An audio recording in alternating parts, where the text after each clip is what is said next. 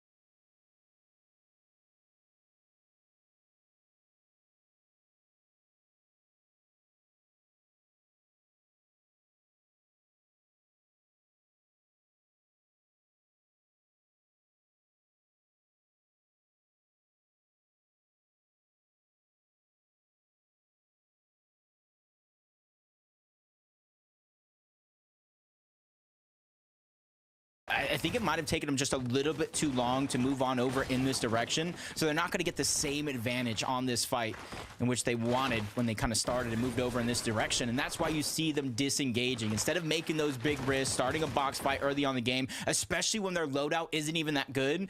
So I like this decision coming out of them just to kind of peek in the direction, get information, then move on with the rest of the game. Yeah, that was a duo that actually originally was dropping at the Underworld, so not sure if either they rotated out instantly or switched up their drop drop spot. But tripping for Doxy. We talked about them earlier on, well, 11 and Mini did. They've been consistently third-partying Grim Gate after looting up their drop spot. And it looks like if we switch back over, the engagement has not concluded yet. And it looks like it's not going to conclude anytime soon.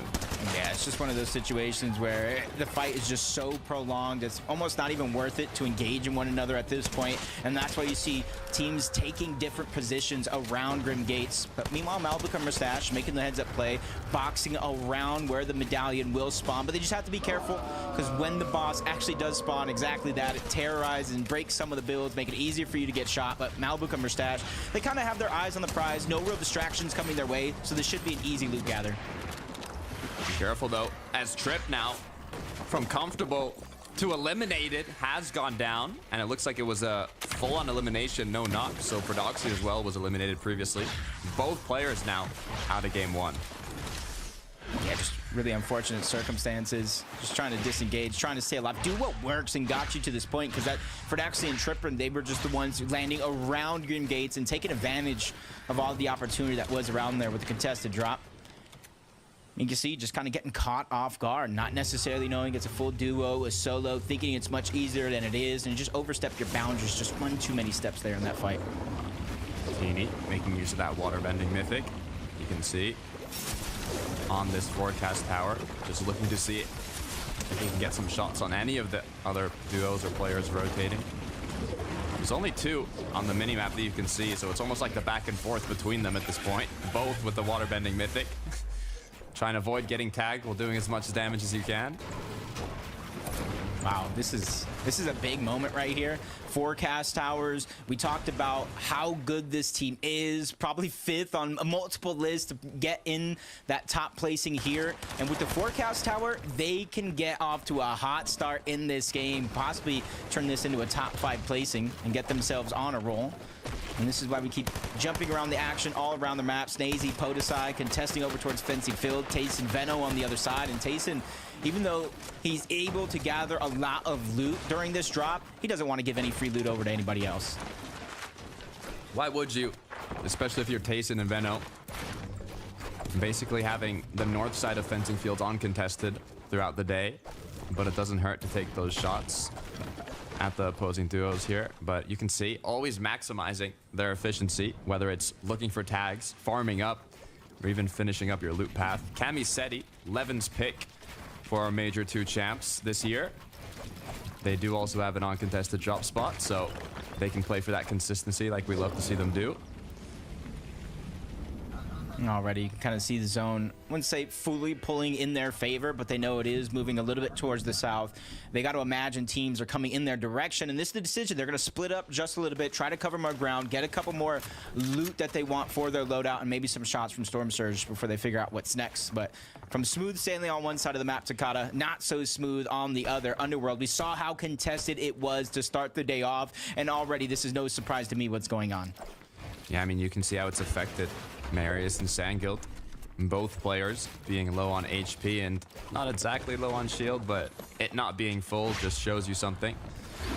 They do have that legendary banana they can use to recuperate their HP, but it's especially difficult even to take an engagement with this amount of HP, let alone just stay up and loot. So I'm curious to see how they're gonna come back from this situation. Yeah, they have options when it comes to heals, the splashes, the banana, but the choice is theirs. And 2 titans of the game already battling out what looks like for a closed bunker. Thomas and Queasy, Reason and Vidal on the other side. I'm just trying to think who has control of the actual bunker, but that's almost a moot point because you cannot go down there without risking getting trapped down there from any one of these teams, not the one that you're just fighting. But you see in the minimap, it is littered all around with players looking in this direction to try to get their own Storm Surge. Like, I saw a lot of doubters for Thomas HD and Queasy based on their performance throughout the season, also being contested by another 2 duos by, well, in Mount Olympus. I don't know, Jacob. I've got faith in this duo, historical titans of EU competitive. And you know how they perform. When it's grand finals, it's time to show what you're made of. But Queasy has been cracked. Thomas HD now dropped to 21 shield. Danger for both duos. that team, that secondary team or third or fourth, whatever you want to call it in the mini-map, those are the ones looking in that direction, causing a lot of chaos and kind of left Queasy open, susceptible to a lot of those shots. And that's where you see Reason Vidil taking that opportunity, move down into the bunker, take what they were actually fighting for. And you notice Queasy, Thomas, instead of waiting, they're just trying to continue on with the rest of their game. They know they're not going to get a lot of loot staying for that bunker, so they have to look for it elsewhere. Back to Tayson Benel, still fencing fields. As now I'm looking at the surrounding area, what it's looking like in terms of duos, even surge bases, as this is a popular location to build some up. It does depend on how the zone ends up closing. You can see even in the feed, Marius has gone down.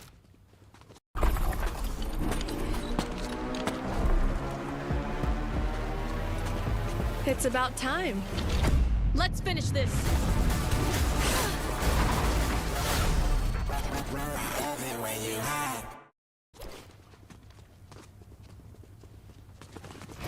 You can kind of see this is one of those situations that I think might benefit Veno and Tayson just a little bit. The zone moving in this direction. They don't have to go on the hunt for Surge. There is a team nearby, and eventually, if they pick that right spot, you were talking about those Surge towers, there'll be so many more other teams moving on in this direction.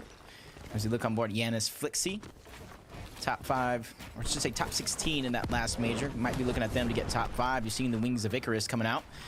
Something that you don't see very, very often, but you're seeing some teams begin to utilize it more and more and more, being able to cancel bounce. You cover so much distance. And Takata, this is just without the Flowberry and the Flowberry Fizz effect, because if you combine those two, you cover even more distance to try to get towards the zone. So even though there's not a ton of mobility in this season, sometimes it just takes a little bit of thinking outside of the box.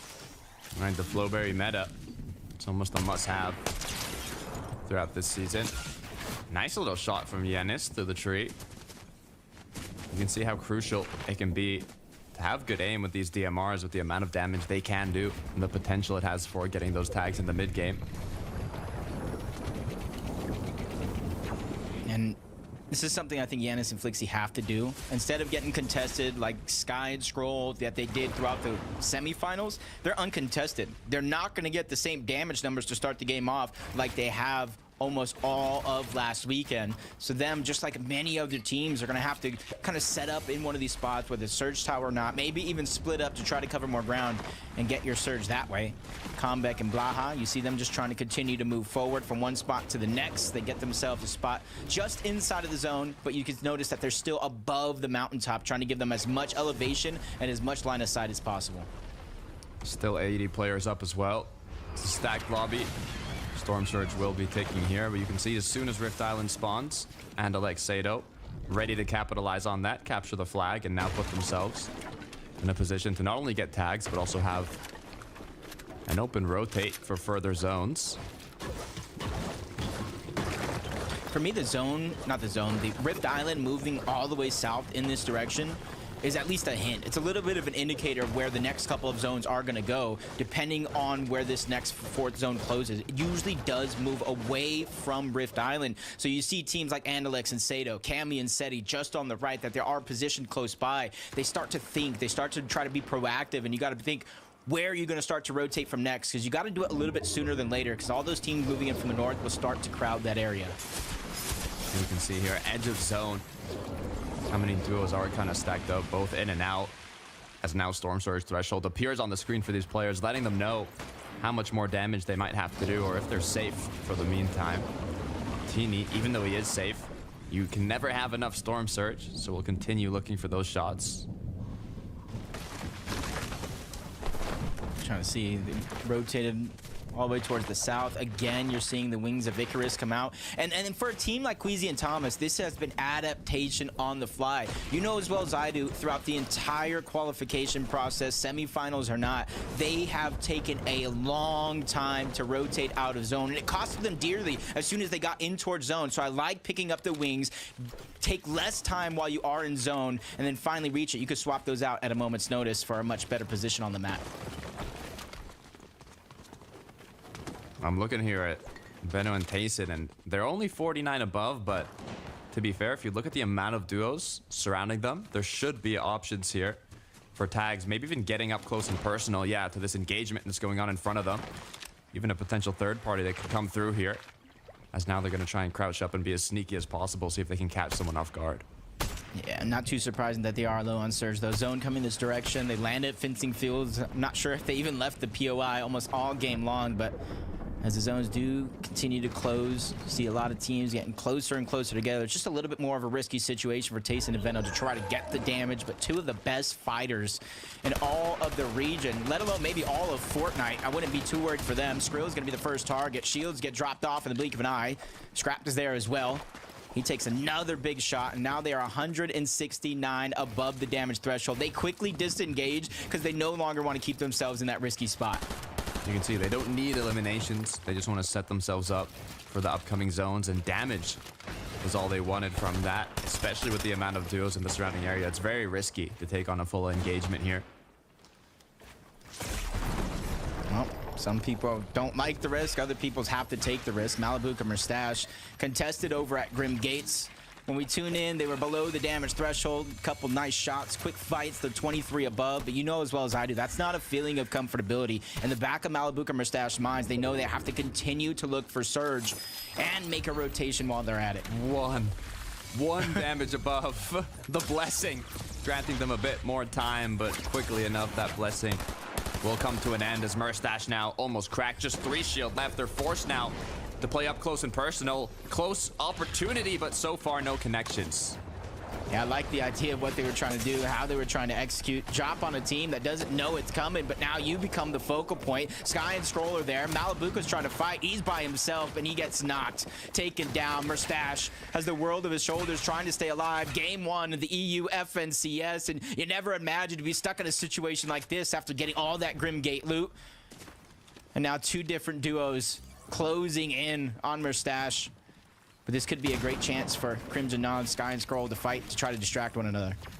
Oof, Mustache looking like the lettuce on a sandwich between Sky Scroll and Noms, his duo partner there. So this is not a position you want to be in, especially just having lost your duo and still being below on Storm Surge, forcing you to play aggressive and leading to Mustache going down. Oof. It's just really unfortunate for a team like Malabuka Mustache, probably one of the favorites to win, favorites to go back to back. We can't be too scared, can't fret too much. Day 1, 6 games. Day 2, point multiplier on those 6 games, so plenty of time for any teams to really pick up the pace and catch up. And that's why I think today it's so important that players start to build themselves a cushion. Get yourself a huge lead, because you don't know what's going to happen tomorrow. You don't, I don't, nobody does. Look at this, though. They played aggressive. They got a bit of damage, but now, once again, just 8 above. Same situation that Malabuka and Mustache were just in. Any second, and you could go below here. I do like how they're backtracking, though. This is fencing fields. They've been here all game long, literally, which is why they're down on surge. So they're able to go in and out of these builds, go through unnoticed, not let their position be known either, which kind of makes for an easy rotation when they're finally able to make it. Really only one tough team stands in their path, and they're high up on this mountain where Veno and Tayson are not afraid to box up next to them either. And you see the zones moving, 6 zone. A lot of our competitors here today, Takata, are going to get forced into the interactions this late if they're slow to rotate. I don't think I've ever seen so many duos just be 1-2 shots away from the Storm Surge threshold. Down to 7 above now. Truelex right into the box alongside Chicho. No HP. They take down 1, but 1 more to go. Are they going to continue the pursuit as time keeps ticking? HP keeps dropping.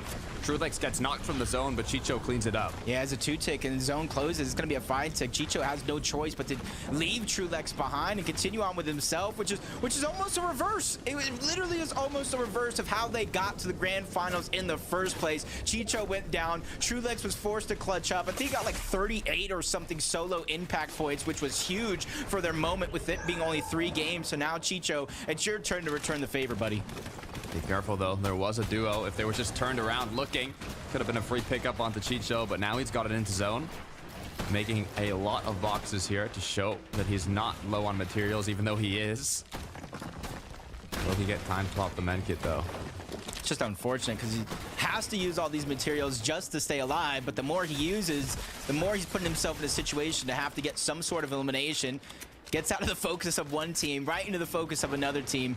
He just needs some chance to breathe here and get that med kit off. He has 8 points, those 2 eliminations. One team Takata needs to go down, and then placement points will start to come in. Take a look at what Cammy and Seti have been doing. Oh, Pink. Uh-oh. Gets knocked down. Quick combo of the water bending plus Seti taking shots. I don't know if Vico is going to be still up as a solo, but either way, not a position you want to be in. I believe both players did get eliminated, so they're out of game one, but Snazy Podosai, 161 above, actually looking quite strong. You know, I was talking to a lot of people, both NA, EU, talking about these wings, talking about how fabulous they are from rotation, and nobody really used them. You know as well as I do, very few teams really use them at all. Now we're seeing them as a huge focal point of a lot of people's rotation strategy, especially here into the end game, where you need to cover those short distances in one quick burst. Once again, taking a look at Benno Tayson. They've been kind of on that borderline threshold of being above Surge this whole part of the game, basically. But so far, they've been doing it well. Queasy Thomas are actually going to be the duo that's close to them.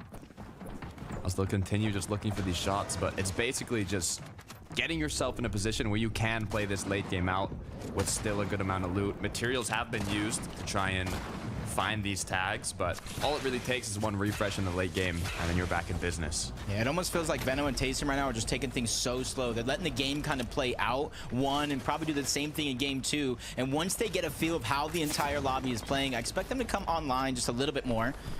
Thomas and Queasy changing things up drastically. 4 eliminations up until this point. Have to be feeling good when it comes to that Storm Surge, but a max pull for them and a couple other players in the lobby, which is going to be hard for them to cover that distance. You see the wings yet again coming out, which makes rotations like this, and you see how many other teams they now have just bypassed on this rotation and gained priority over. It's what you love to see. I mean, Queasy's 2 of Queasy's 3 FNCS titles have come in the second FNCS of the year. So now that we're here once again, it might just be time for Queasy and Thomas HD to pop off. But I don't want to speak too soon. This is the first match. It's 2 days of competition, 6 matches each day, a total of 12. And the ones who look like they might potentially be able to hold height here, it's Cammy and Seti, which might be something a little different that we would have expected. But at the same time, they could just be looking for tags here, and they'll drop down later. You can see how good of a position this is, especially when you have that waterbending mythic capitalizing on all the players rotating in. My biggest worry for them is their materials. If somebody tries to battle for height, they won't be able to hold on to it. Podosai Snazy, they go down to Swizzy and Vanyak. Huge elimination for them. But knocking on the door right after is Queasy Thomas. He takes a huge shot, getting fought back, even knocked down by Vanyak and Swizzy. Teamwork is too strong coming out of them. And now Thomas, he's going to feel the pain. Vanyak ready to go in, but he quickly backtracks, reunite, not knowing to get too greedy in a situation like this in the endgame. Looking so strong from 4 elims to both players being up and healthy to now Thomas HD cracked. 75 effective HP and shield, 0 builds, and just 6 minis to recuperate what he's lost. Yeah, thanks to those wings, though, I'm not necessarily too concerned. The biggest thing is those resources, the builds, or I should say the lack thereof it. Here's both Vanyak and Swizzy rotate on out. No, he's in a much safer position for now, but how safe can you really be without materials? Even if you rotate out of the spot, you got to find a way to catch yourself one way or another. You said you're not concerned. I'm concerned, Jacob. I am very concerned right now. 0 materials in a grand finals. I mean, you can beat Thomas HD, but it's not going to be easy. You can even see Tace and Benno, both players down. Maybe hold my thought, though. Thomas with another elim, now dropped to 25 HP. Still no shield to work with, as he's just playing the back end of zone here, trying to scavenge as many placement points as possible. Yeah, another elimination. He was the one who actually took down Venno. Wings keeping him alive. Up layer, down layer. Zone's going to pull back, and he found the perfect crevice to try to stay alive, but he has to watch out. Risk and Svi rotating on by right next to him, but I don't think they or anybody else have noticed Thomas up to this point. Prime location. All it takes is a bit of awareness, though, from the duos in the surrounding area to find Thomas HD. It's a free elim. Chapentini, Jacob, game 1 on the high ground. You would never have guessed this is Chap's first FNCS finals. He is playing like a veteran, like he's been here more than enough, but Vanyak has definitely been here for sure. Down goes Teeny, down goes Chap. High ground changes hands, and at the perfect moment in the end game. This isn't a qualifier. This isn't the semifinals. This is the grand finals, and Chapatini learned that quickly. You know what, Scroll, Sky, they have plans of their own as well. Everybody fighting in the late game, trying to topple over height, forcing them down. They didn't have the builds to keep on pursuing that high ground, so they had to drop down in a top 10 situation, second height. But look how far away from they are from everybody else on that low ground, and they had no choice but to continue dropping down in all that madness. Cami and Seti playing like we love to see, full-on consistency. They've claimed low. They're incredibly healthy. Only issue is no materials. They're gonna have to take a 2 versus 2 here shortly. Can they come out on top? Yeah, he mentioned the Cami curse to start the show. Might look like a Cami blessing, another top position. Unfortunately enough, Cami's finally gonna go down. Seti trying to go to the back, cancels the med kit, had no choice. Thank God his Splash gonna be the one to take them down, along with a little help from Debut, who actually steals away that elimination. Top 5 position with everybody looking strong as duos. Skavi, Haris now.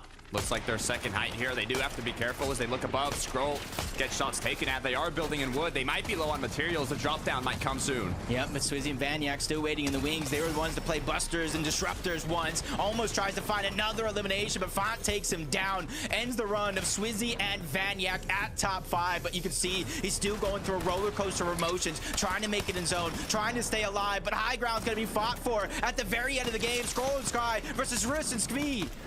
Nice shots connecting from Sky here. Just one more needs to connect to take down the last player, but Scroll has been fully cracked. Wow. Sky cleans it up, though. Another Elim on the board. They have height. They just need to close out the game. A huge change up from the semifinals. They were the ones contesting Yanis and Flixie. They went down in almost 2-3 straight games. They've learned their lesson. They've adapted, and they're trying to come out on top, but unfortunate accidents happen. Sky goes down, which leaves Scroll in a 1v2 to end game 1. Have to be careful, though, as players start moving up. Scroll now is put in a difficult situation, but he takes down one. Debule now playing the heal off. He does have 2 med kits. In terms of time, Scroll needs to find Debule. He will not win this heal off. Yeah, he has to figure out at least what direction to run into. The first one's going to go down. He dives into the storm, checks the first bush. Nowhere in sight, nowhere to be found. Relvis and Debule win game 1 of the EU FNCS. What a way to start off the grand finals, from height getting changed every second, duo by duo. Cami Seti attempting to survive on the low ground. This is how you want to start a grand final. And this has shown us a little bit of foreshadowing that it is not going to be easy for any one of these teams. You called it. Seti and Cami having high ground. Vanyak and Swizzy stealing it away. And at the very moment, Sky and Scroll. But it was none of those high grounds teams. It didn't matter how high in the sky you were at to end the game. Debule and Relvis going almost unnoticed on the low ground with 7 eliminations to take the game away. I mean, they showed the chemistry. It's what led them to those final moments. You had Titans going down before that. Tace and Veno, Thomas HD, Queasy, but the high ground ruled strong. Jacob, so much just happened in that game. I need some people to help us out. So, Frankie, what did we miss? I don't think you missed a moment, boys. That was a fantastic first game. And so exciting to see all the changes at the top of high ground. But in the end, Levin, it came down to Jabil's planning with those 2 med kits to his name. I mean, yeah, heal off beats all at the end of the day, right? I don't think we expected to see a bunch of that. To be fair, I think a lot of people would almost forgotten.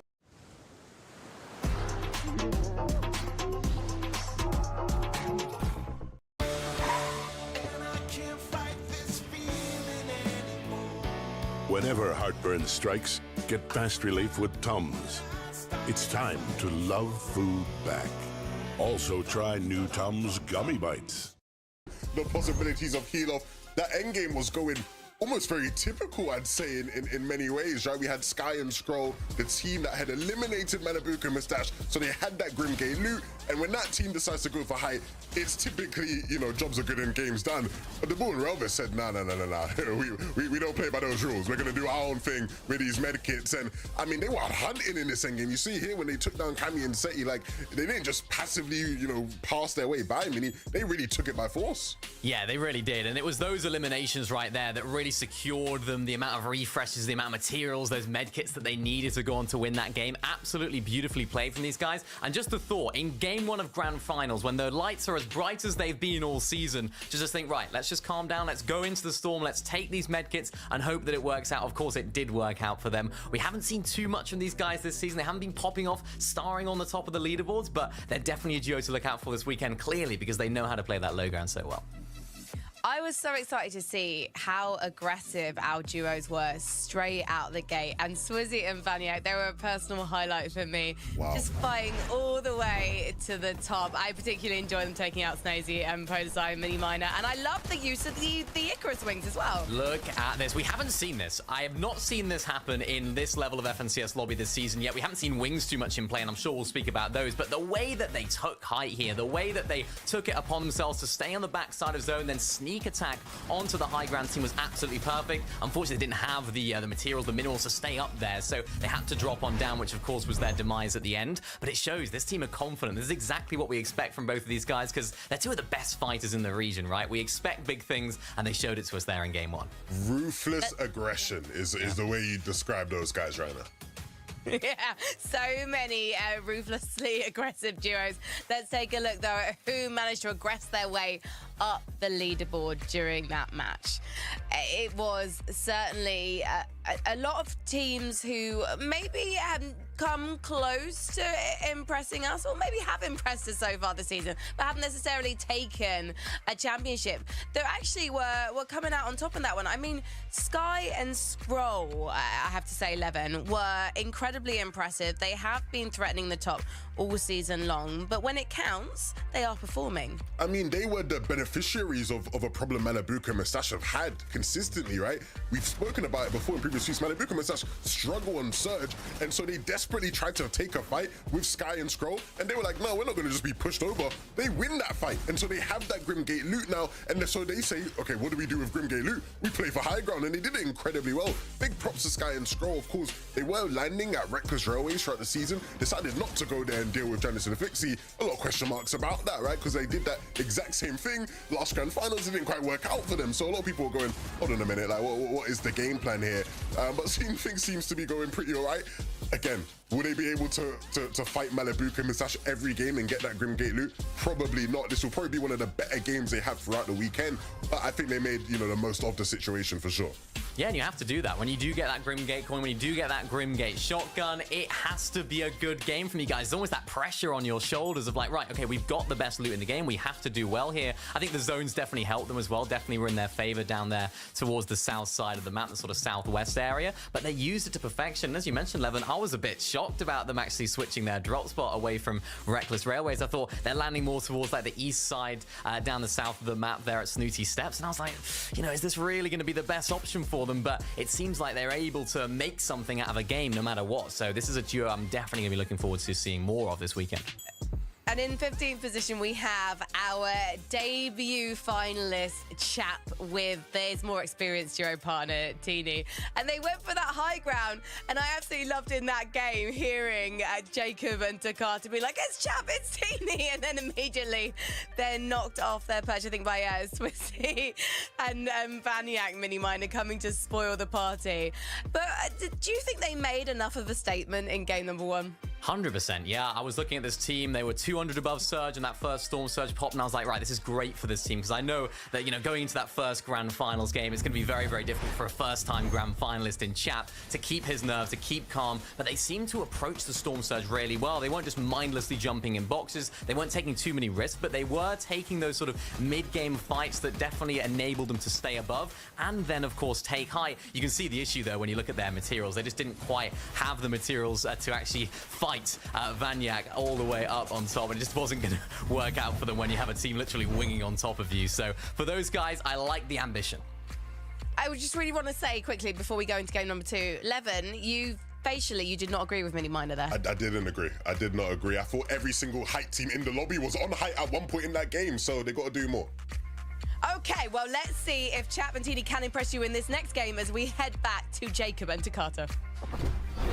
What a tall task. You guys are really making them step up to the plate, really hit it out of the park yet again. But congratulations one more time. The Buell's first VR in an FNCS finals really topples almost everything we were talking about on the day to kind of who's going to win, who's going to do good. We didn't mention them, and they showed us. It's a great confidence booster as well, right? Being your first VR in a grand finals. But let's see if that momentum can continue forward, because the battle bus is ready for game number 2.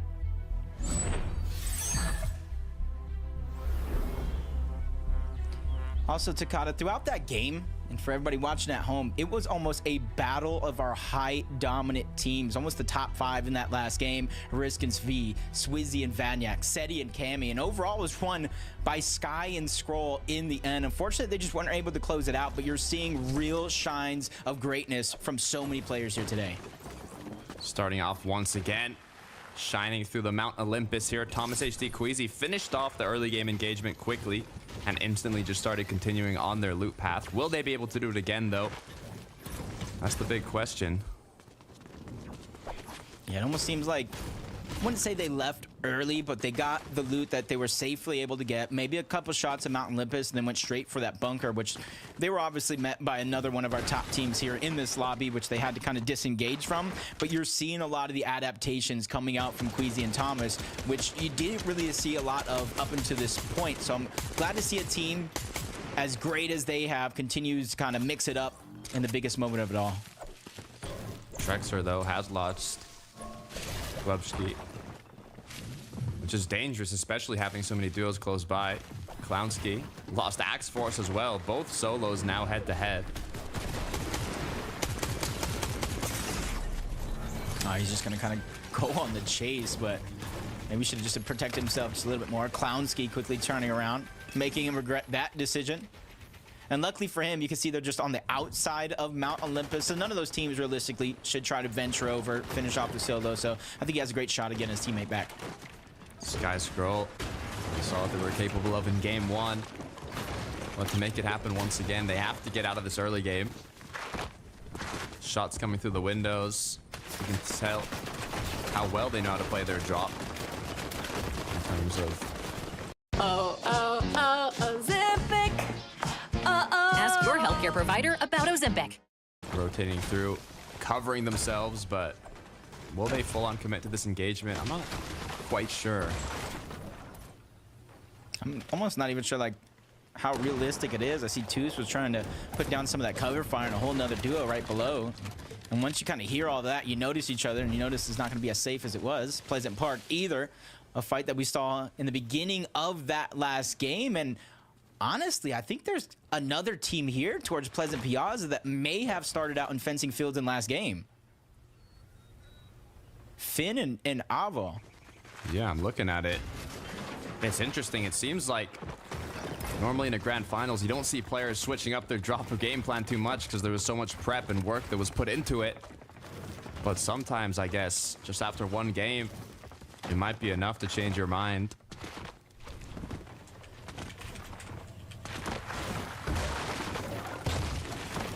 Surprised to see like everybody kind of disengaging out of Pleasant Piazza for now, but it's very, very busy. At least 4 teams in this direction. So I'm personally a little bit surprised not to see too many early engagements going down. But with an extra team over in the mix, it does make it a little bit more risky. Ooh.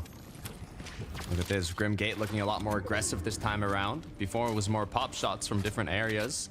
One duo grabbed the height, other just tried and secure the medallion. Looks like Malibu Khmer Stash got quite a few tags off, but not enough for them to feel comfortable enough to go fully in. The Underworld, another place contested by 3 duos, one of them being Marius and Sangilt. It looks like from those 3 duos, there's only one left. And it might even just be one player. Where's Turtle's duo? Trying to see where Cheeps is at. Ooh, he's actually on the high ground. Yep, using that water bending ability to try to a couple more damage. Marius knocks him down to size. A couple shots are going to get through, and the knock is going to be achieved along with the elimination. Marius and Sango continue to find ways to operate at the Underworld. It looks like he might have even boxed up Turtle here for the moment. They're ready to go in. Turtle's ready to go out as him and Cheeps run in game 2 quickly comes to an end. Turtle put back into his shell, now forced to wait for the 3rd game as we quickly switch on over. Nefrizzi Howley looking to see what they can clean up. A lot of these early game fights and no eliminations just yet, but that is some big damage onto the Frixie.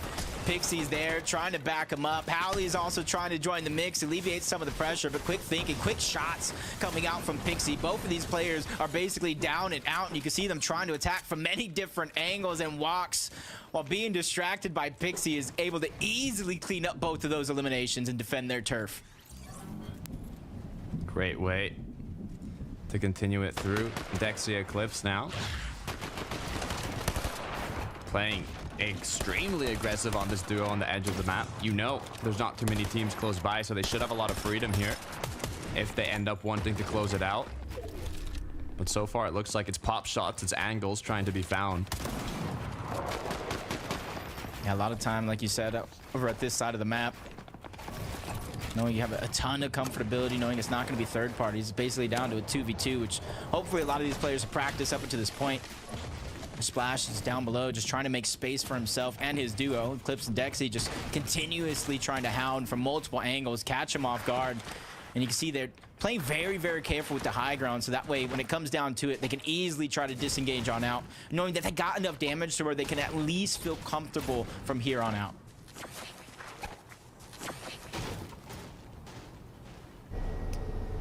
It's a great way to start it off as we go back over to the Grim Gate. We talked about it previously. There is kind of that Grim Reaper, as Frankie called them, for Doxy and Trip, who play on the outskirts of the Grim Gate and come into attack as everybody else is fighting as a potential third or fourth party. But you can see how much loot they've actually secured already, and shields and everything. I mean, they're looking quite healthy. Only ammunition is what they're lacking. But it looks like they might have been being chased here on the minimap. Yeah, shots coming in from Vostroki, the waterbending mythic.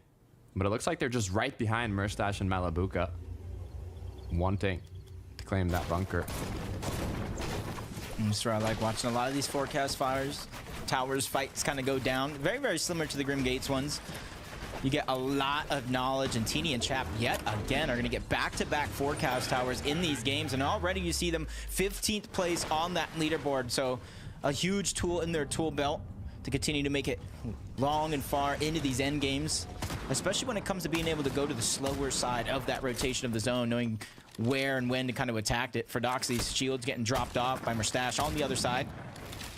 Him and Malabuka just trying to take multiple angles, and the thing is, they don't necessarily know this is Tripper and Ferdoxy, but Tripper and Ferdoxy might have a huge clue, thanks to the medallion, that this is Murstache and Malabuka, so they're able to plan accordingly. So far, no warnings of a big threat, as shots continue to be shot from both ends. No danger for either duo yet. It's kind of that back and forth that we see around these bunkers, time in and time out. And until a big shot's connected, you can choose to continue that momentum and play extra aggressive, but if nothing happens, it might just be a little bit of damage for both duos. Yeah, what's worrisome is what you kind of mentioned moments ago is the ammunition for Tripper and Ferdoxy. It is not a ton in his Thunderburst, and even less in his Gatekeeper. So both of these guys are kind of on the clock when it comes to how long they can actually stay in this situation. And I was wondering where Cammy was at, because I was watching the feed.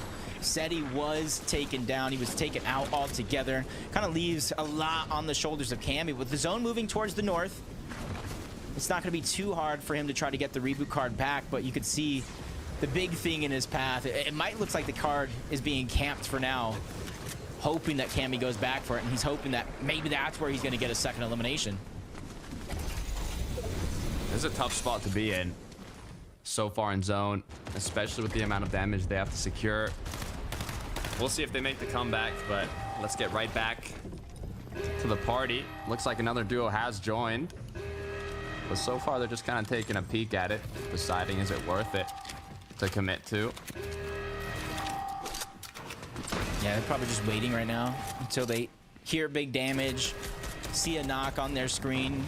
And the thing is, these two guys, two teams down below fighting over the bunker may not even necessarily know where these guys are positioned right on the outside. Cammy now went back for the card. It was actually being watched on over. And this is a big chance with his opponent weak for him to kind of come out on top. Depending on if you got the reboot card or not, don't necessarily mind the disengage either.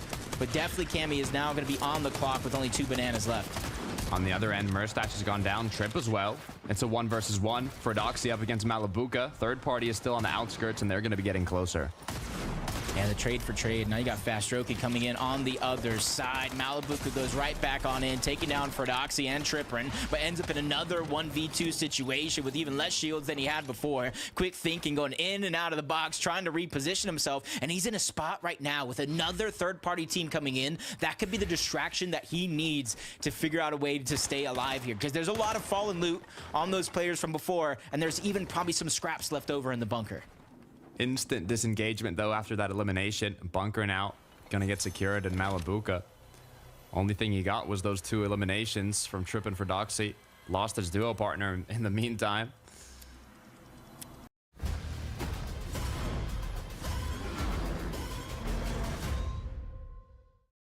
Uh-oh. Uh-oh. How long is Malabuka gonna wait right now? Does he know that team is there? Just so many questions right now, Takata. Yeah, I'd like to hope that he does. I'm not sure. I believe he got the card as he has the dashes. So he is going to get chased, but I was going to say the bright side is if he gets chased out of the zone, it's likely that they stop chasing after a while. But as he gets closer and closer to the zone, especially with the river of sticks, that water that grants you those dashes, I don't see them stopping anytime soon. Oh, Malabuka is actually trying to hide, get a little bit of a cheeky shot, and quickly dashes on back, but sooner or later he's going to run out of those dashes and need to re-reach the water, and that's why he's taking a little bit of a detour in this building, trying to regenerate as much of that sprint as possible. Roban for a moment there ran out himself, but he's still just hot on the chase for Malabuka until he finally goes down. It's going to be a big elimination for Fastroki and Roban. Let's take a look at what happened to Cammy here with this attempt to get back to the zone. How did... Well, that's one way to pick up an elimination, I guess. Nice shots from the DMR. And I think, depending on how long it took, because said he was down for quite a while, but I know Cammy at least made one effort to go in before disengaging that far out. If he has this reboot card, gets close to zone, it is going to be a 1-tick. He has the legendary banana for speed, he has the Flowberry Fizz, and then he has multiple opportunities here for damage. This is almost like a replay of last Major's Malabuka qualifier, to where he went in the zone. He stayed in there for a long time while still getting surged. So that way, if he does get the reboot back up, they're not going to be so far down that Storm Surge threshold, having to fight their way back up. Luckily enough, medkits are in the inventory, so they'll be able to recuperate all the shield they're using to take this later rotate in the zone. Veno and Tayson in a similar situation. A lot of duos just kind of doing what they can to get the zone safely here and be in a position that is not going to put them on the most congested side of zone. Chucking some medkits a little bit later on, try to keep them moving. They're not too far off from the zone. It's not going to do too much damage. And you see there's just one solo player rotating just to the east of them, trying to make their way there. Hopefully he doesn't get spotted out by Veno and Tayson. Their team, you could almost for sure count on them to try to pounce on a solo if they see that opportunity. And in the distance, finally he's getting spotted out, and it's Cammy of all people by himself. He's already put in a lot of work to not only get the reboot card back, but take down the opponent who took down Seti. So to go down now would just be a huge disaster for Cammy and Seti. I think they're far enough that it's not going to be a danger for Cammy yet. They don't even look like they're going to try and hold them in the zone. With fourth zone now coming to a close, though, you can see Storm Surge. Tace and Veno, though, looks like they're not going to be as much in a rush as they were last game, being such on the borderline. But Debuel, on the other hand, might have to do a bit more.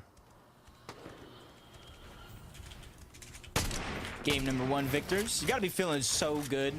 Come in, get your first VR in FNCS Finals history for yourself. teammate has to be feeling confident. 97 points. All they have to do realistically is just kind of keep up the pace. A lot of the teams, you know, that we expected to have good games in game one did not necessarily, and I feel like it's only a matter of time before those things start to switch up. So if they can just continue to stay ahead of their competition, like I said, day one, all about building that cushion for day two, where there is a point multiplier for both eliminations and placement points overall. Banyak getting tagged as he was continuing to look for those shots. They do have that one elimination already, so hopefully not in too much of an urgency to find a lot more, but just 9 seconds until fifth zone will appear, forcing a lot of these duos to rotate. And Vanyak already so far has about like 1,700 damage up until this point in game two. 3 eliminations. Him and Swizzy just figuring always out a way to make things work throughout this competition. You're gonna see a far pull for some of these teams, all while still having to worry about Storm Surge in this next zone, Takata. Yeah, it's a difficult spot to be in. Taking a look at the leaderboard too, it's so close, all these duos. But you can't even think of it that way with so many matches to be played out. It's all about being able to get out of these situations consistently. Queasy, Thomas HD lining up a 3-2-1 onto walks. A few shots connected, but no crack. I really like how they've been able to adapt in game one with a different zone. You see them yet again adapting with their loadout. No wings this time around.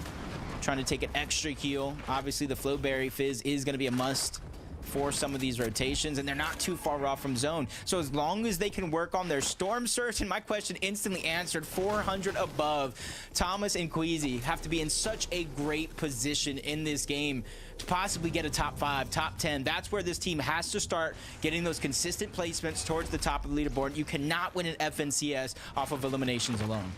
Yeah, if any duo is going to capitalize on having a bunch of damage so early on, it's Thomas HD and Queasy. They know how to play out a grand finals. They've done it multiple times. And I wouldn't be surprised if, like you said, they have a huge match here. Skavi, though, nice 105 onto Vortexers. Volko now trying to give him a bit of time to breathe.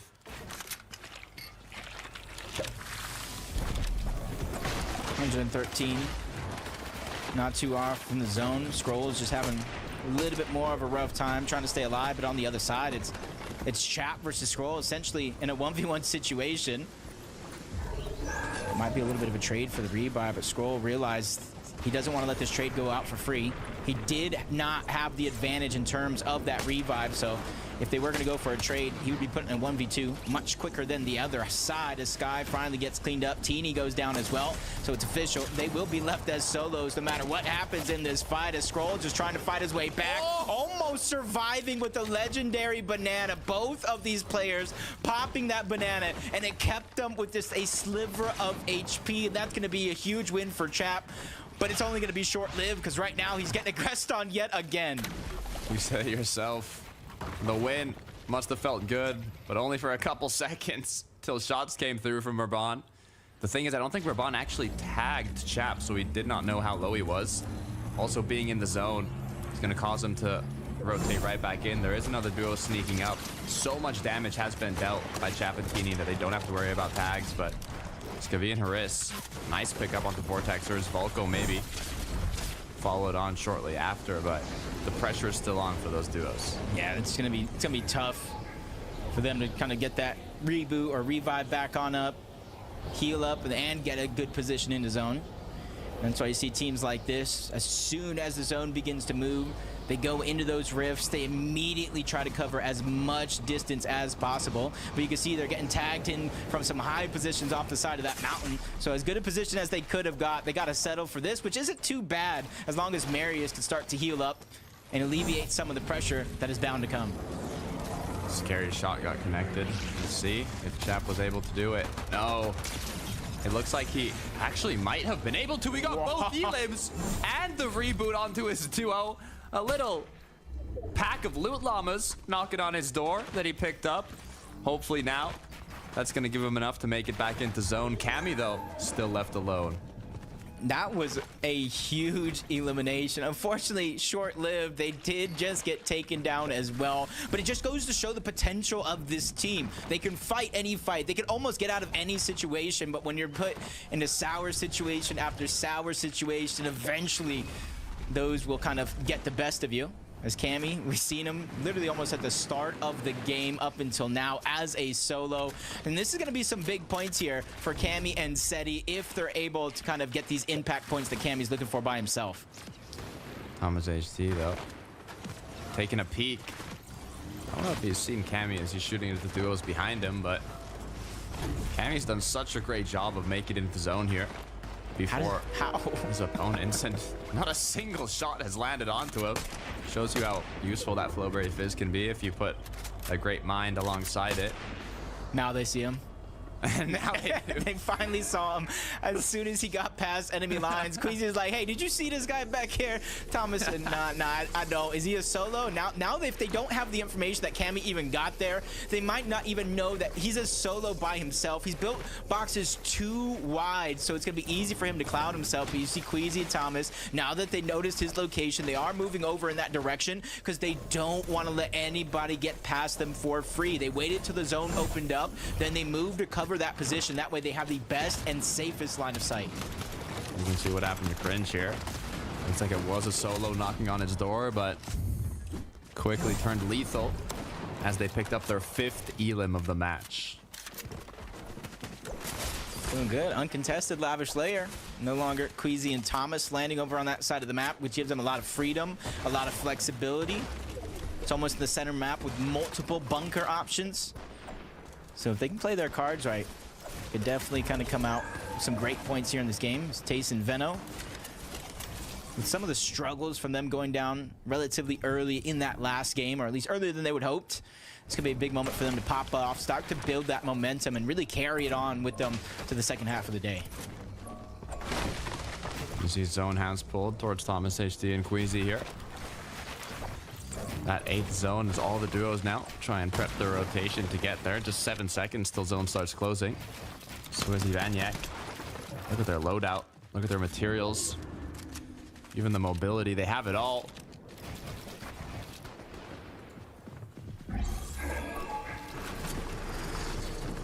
Swizzy and Vanyak, they had a definitely good game as Cammy tripling his points already with a couple teams going down.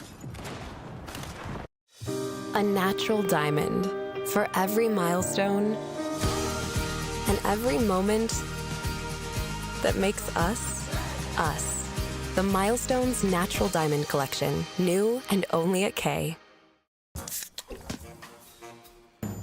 It tastes like citrus and sadness. Sad Boris. Yes. Lime, mint, so many bubbles.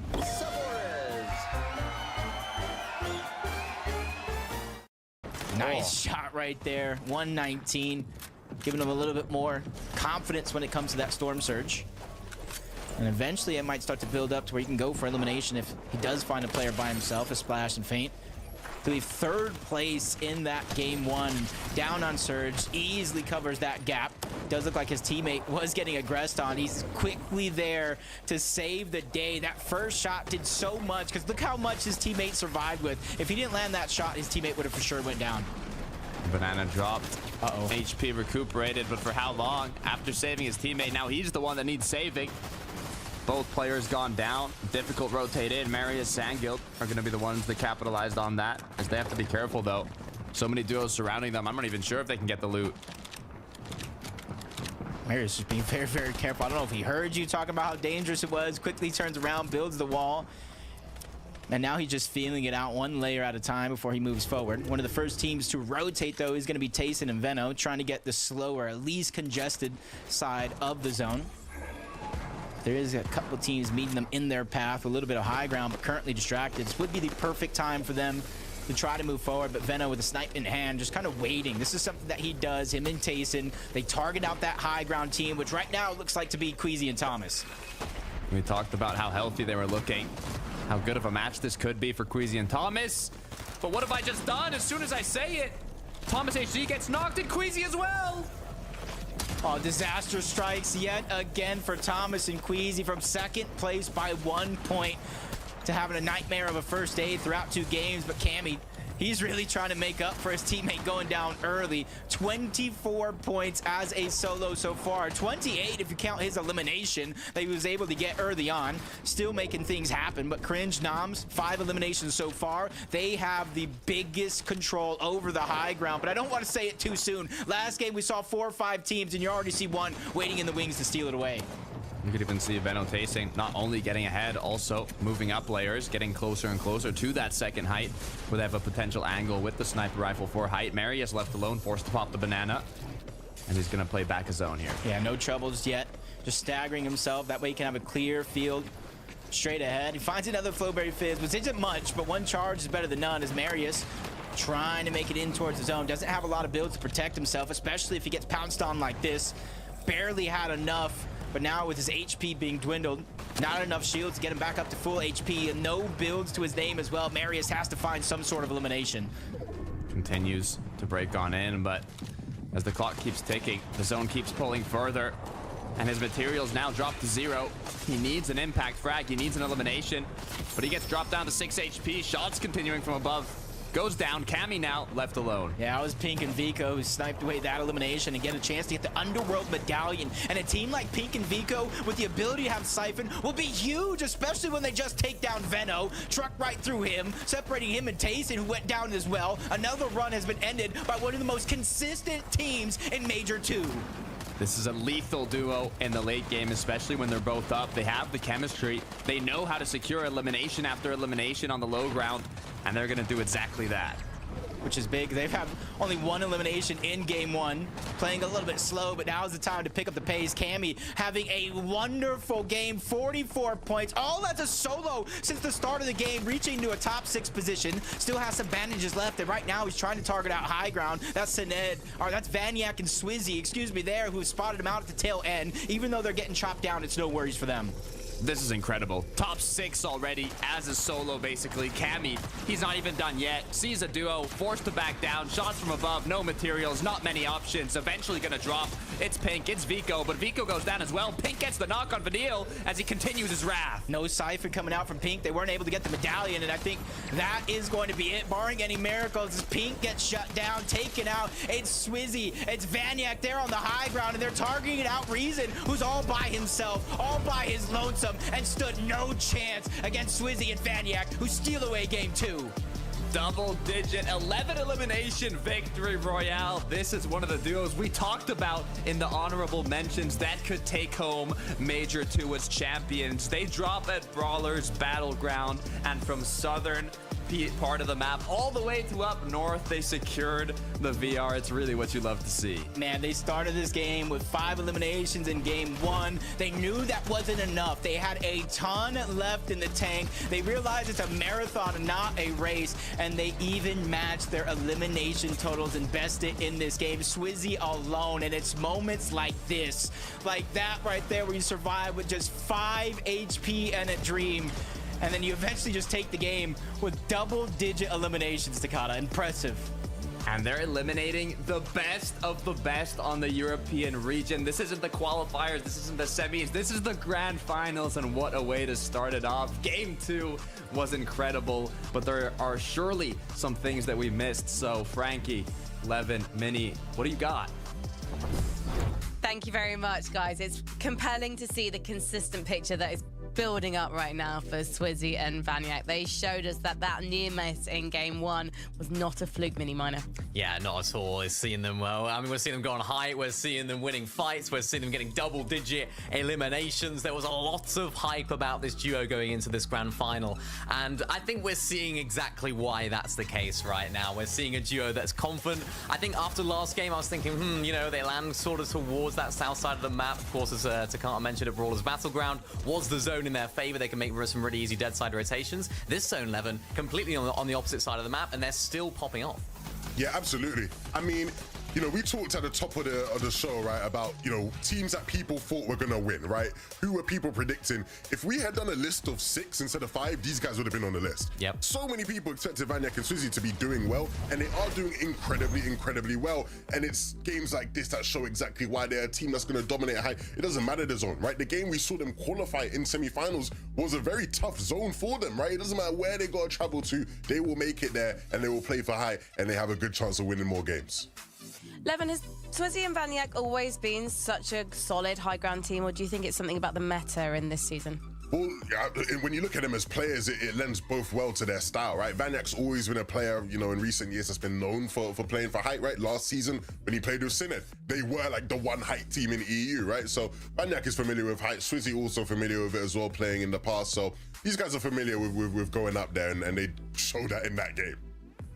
Minnie, one of the themes that we're seeing so far is the high ground is just not being dominated consistently throughout the end game by one duo. At Crimson Noms, the backers, far back as Zone 10, they were trying to claim it, but as you saw the story go, they couldn't quite hang on to it. But does this show that they're a duo that could be challenging for that victory royale in future? I mean, I think so. I think any team that can take height, it seems like there's a lot of them today that are really trying to go for it. Anyone's trying to go for it and trying to make something happen, which is something that we haven't seen throughout the whole season. We haven't seen like a height dominant team. We haven't seen one team that have just thought, right, we are the height team this season. Of course, we say Crimson Noms, of course, took height here. Really nice height take from these guys. A team that I think I have a lot of question marks about going into this grand finals. They split up ahead of the semi-finals, then got back together again, Levin. I was intrigued. How are the vibes going to be? How are they going to play? Are they going to play with that same freedom, that same confidence? And it seems like they're really taking it by storm right now in terms of their gameplay and in terms of their risk-taking as well.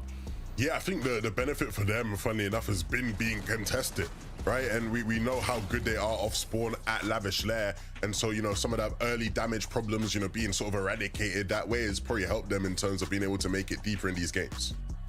Is this a really interesting leaderboard, guys? Because actually, it looks completely different to what I was expecting. I was expecting to see Seti and Cammy in the top 5, but maybe not until tomorrow, because historically in grand finals, they do tend to have a bit of a slow start. Meanwhile, the rest of the top 5 are these newer duos who are definitely challenging and changing hands with the old high ground 11. Are you surprised by this? I'm not too surprised. I think the thing that impressed me the most is still seeing Seti and Cammy so high up here, because we saw Cammy as a solo so long in that game, and the guy just did not want to go down. I mean, it was getting ridiculous at a point, Minnie. It's like, you're looking at him thinking, surely he doesn't just live, right? I mean, me and you in the back were like, right, yeah, this is it. This is the end. You know, he's got no materials, he's got no HP, he's got no whites, but he just keeps plowing on, just defying all expectations. What I find most impressive is that this isn't like, you know, Seti going down maybe at 7th or 8th zone. Scammy was a solo for the entire game. Of course, they had that earlier fight to sort out their Storm Surge, but this is a man that has absolutely no fear. And I said it in the back as well, this is the best lobby of the season, and he's running around making rotations as if it's just an open scrim session. It's absolutely incredible what he's able to do, and it shows that this is a team that we really have to look out for, because they should be higher up. I mean, if Seti was alive in that game, they could be on top right now. I was really intrigued by the moment when we saw Cammy rotating past Thomas and Queasy, who were unsuspecting and just didn't peek until Cammy had gone past. And Levin, you were saying, how does Cammy do this? How does he rotate so cleanly, especially against the likes of Queasy and Thomas? He does it all the time. It's like Minnie says, he's one of those guys where he just has no fear. Like, it's a genuine pattern that I've noticed for years with Cammy. Like, he just has no fear. He just always gets away with like the craziest rotates and movements where you're like, how is nobody looking at him? Like, it just doesn't even make sense. But that's just what makes him so great, I guess, eh? He's also he's so got cool. that Polska Gorum energy. Yeah, he's got that aura about him, and he's just like, yeah. And even if you asked him after that game, it's like, oh, Cammy, that was a great solo clutch, mate. You're absolutely insane. He'd be like, yeah, it's pretty good. Yeah. I mean, I'll take it. We want first. Should have been a duo. That's what you would have said. Yeah, that's the way he be, and that's what he shows in the game. He's just got that arrogance. I love it. Arrogance or quiet confidence? I'll let you guys be the judge on that one in chat. But talking of Camry, we've got to talk about Queasy and Thomas, given that they did miss the chance to pick him off. But actually, they had a really solid start to that game, even if they didn't manage to make it to the final few, Levin. Yeah, I think a lot of people are wondering how they're going to do being triple conned. They seem to be handling it all right. They did get taken down on height there, right, in a sort of unsuspecting way. So hopefully we can see them make amends in the next coming games. Yeah, fingers crossed for those guys. It would be lovely to see Thomas win his first ever FNCS Grand Final rather than losing one yet again by a single point. We're going to head to our caster Jacob and Takata to get to the halfway point of this evening's action. It's game number 3. Thank you, Frankie. Look, almost halfway through the day, Jacob. But this isn't halfway through the grand finals. 6 matches to be played out today, 6 matches to be played out tomorrow for a total of 12. And I mean, you can tell it's a grand finals just by the way these lobbies are being played out. Yeah, you're seeing a lot of our superstars that you expected to really be the cream of the crop at the top of the leaderboard, really not having those games, but from one person's disaster to another person's blessing. We're having 2 big game victories by some people we may not have mentioned, others, Takata, you and I have mentioned. Let's see if that trend can continue, because the battle bus for game 3 is ready to go.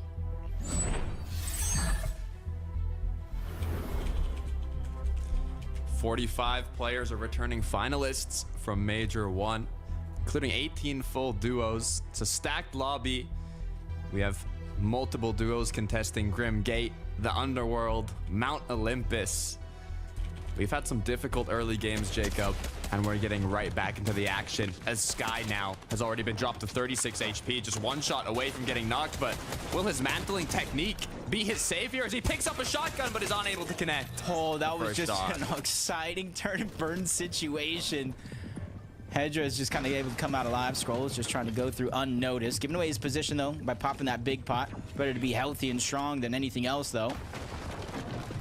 They're just right above. There is another team landing over towards Snooty Steps, but I don't know how sure of them disrupting and distracting this fight for Scroll to try to stay alive is going to be.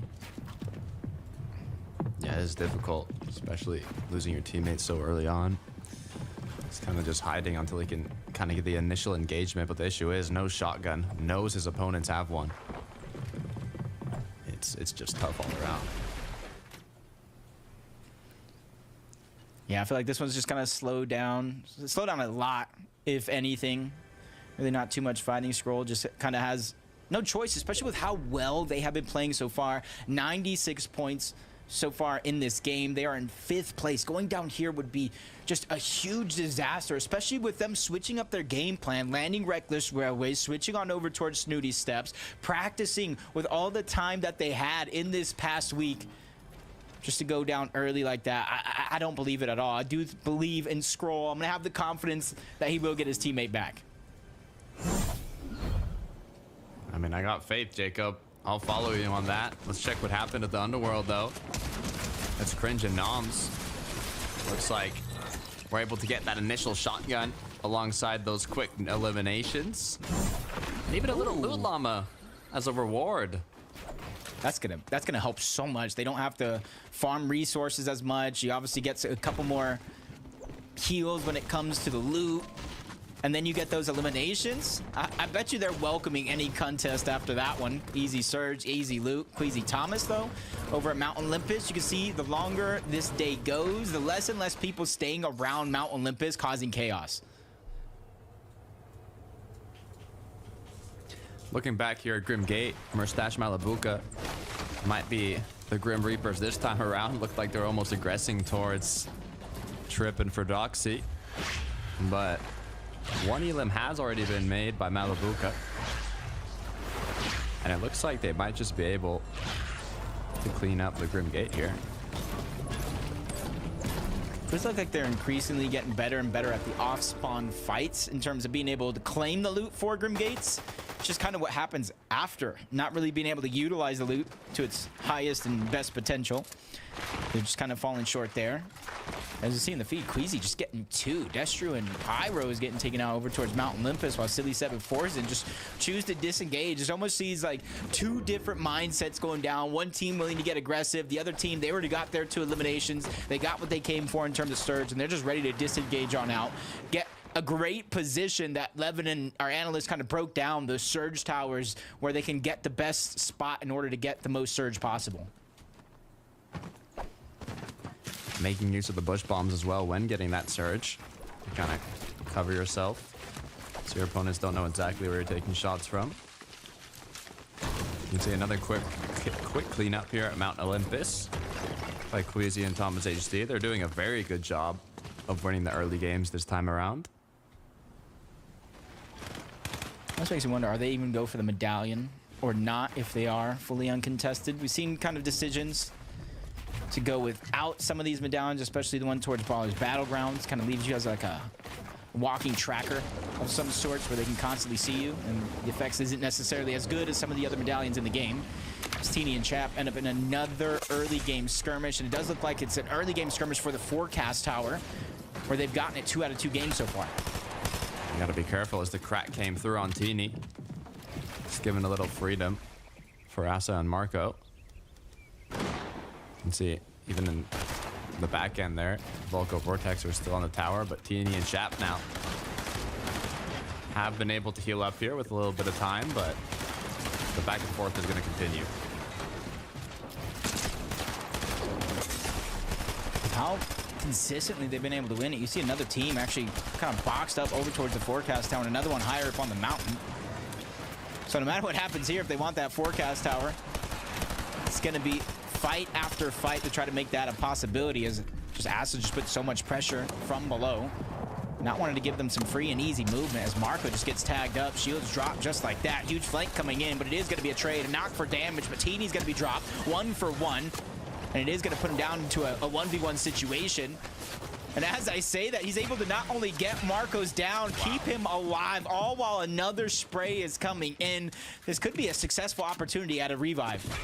Great way of keeping Marco up, but Chap is not going to let that slide as he boxes himself up on the same layer now, looking to find an angle, but 2 nice shots. What a play from Asa. Both angles picked wisely, and now he's going to be able to get Marco back up. That's going to be a big win for them. But if they want the Forecast Tower, it doesn't stop there. One side of the map, Faint God, Splash, Dexy, and Eclipse. Almost all day long, these two teams are battling it out over towards Rebel's Roost and the surrounding kind of splits. And they have to be careful, though, as they're trying to disengage down this area. There is another team on that island, in which it does look like they're trying to go in that direction. So they have to be careful, because now they've given up high ground and they're surrounded by 2 teams. Yeah, you can see it's not a good position to be in. They are going to choose to swim around to get themselves closer into zone. Comeback Blaha, sorry. As well, going to do a mid-map rotation here. They are not fully in the zone yet, as they kind of want to get to the least congested side. But there are some duos following them, as the Forecast Tower also has been secured. So they do know where these upcoming zones are going to be closing.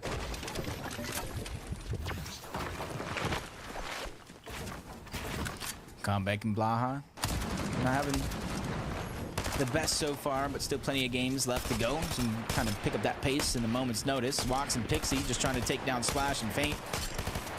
Over 80 points so far in this game, and it does look like they're going to be able to barely and narrowly escape just over that mountain. And kind of gives Dexy and Eclipse, another team that was following them, an option of which team they want to go for. Do you want to travel towards zone? You see them in the mini-map beginning to disengage all the same. Splash and just kind of a little miracle happen while not getting targeted and chased around the map like we've seen so many other teams and players do before. French and Noms once again continuing their aggression from the already 2 eliminations they have out at the start. Still in the underworld here. It's Marius Sangild who's down below. Also, once again, getting a flashback to game 1. They are not looking healthy, low on shield. I wonder if that's just a temporary thing. Yeah, there it is. Okay. They're more than healthy enough. They just had to recuperate it. With how active this team and like kind of how dominant this team has been, you even see the quick stat there. I'm just more surprised about how low amount of damage they've actually been able to do as a full duo so far. They have about under 1,500 total damage as a team, which is something you wouldn't necessarily expect from a contested drop with the notoriety that is around Marius and what he's able to do in a lot of situations. So I want to see them kind of pick up the pace here one way or another to close out the day and really start off hot in day 2 tomorrow. Pixie walks, making good use of those shield fishes to instantly recuperate what they have lost in this engagement.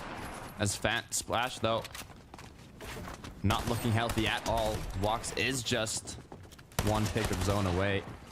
As the knock has came through by Pixie. 2v1 now, player advantage.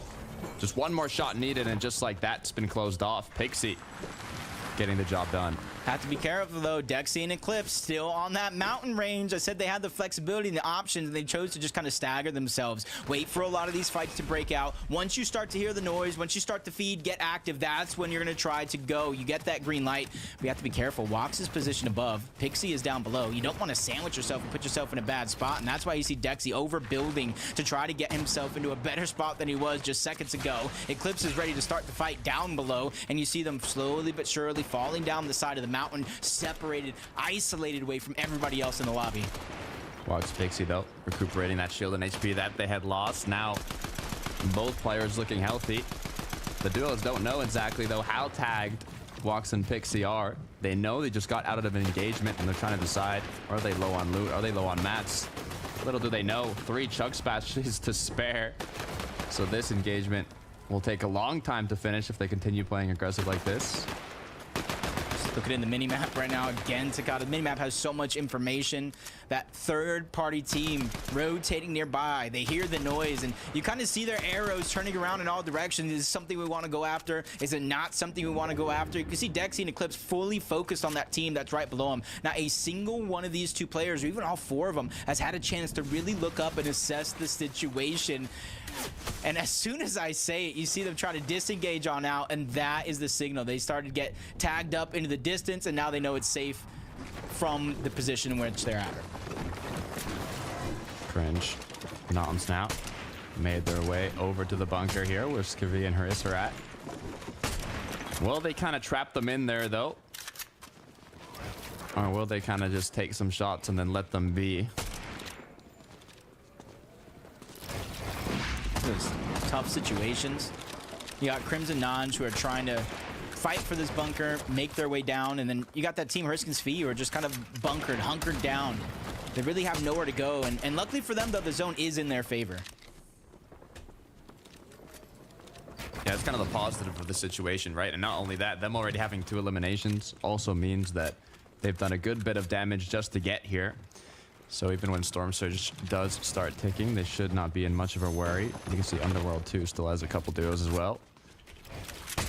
But so far, it's kind of going to be a stalemate here for both duos. Yeah, and it just kind of worries me as you see those other teams towards the Underworld, even though they're kind of busy right now, looting up the scraps, farming up as much as they need. As soon as they want, literally at a moment's notice, and then you combine the fact that there's Underworld dashes, they can close the gap in an instant. And even if they're not going to try to disrupt the fight as a 2v2, they can kind of wait around the side and try to third party as soon as somebody tries to disengage.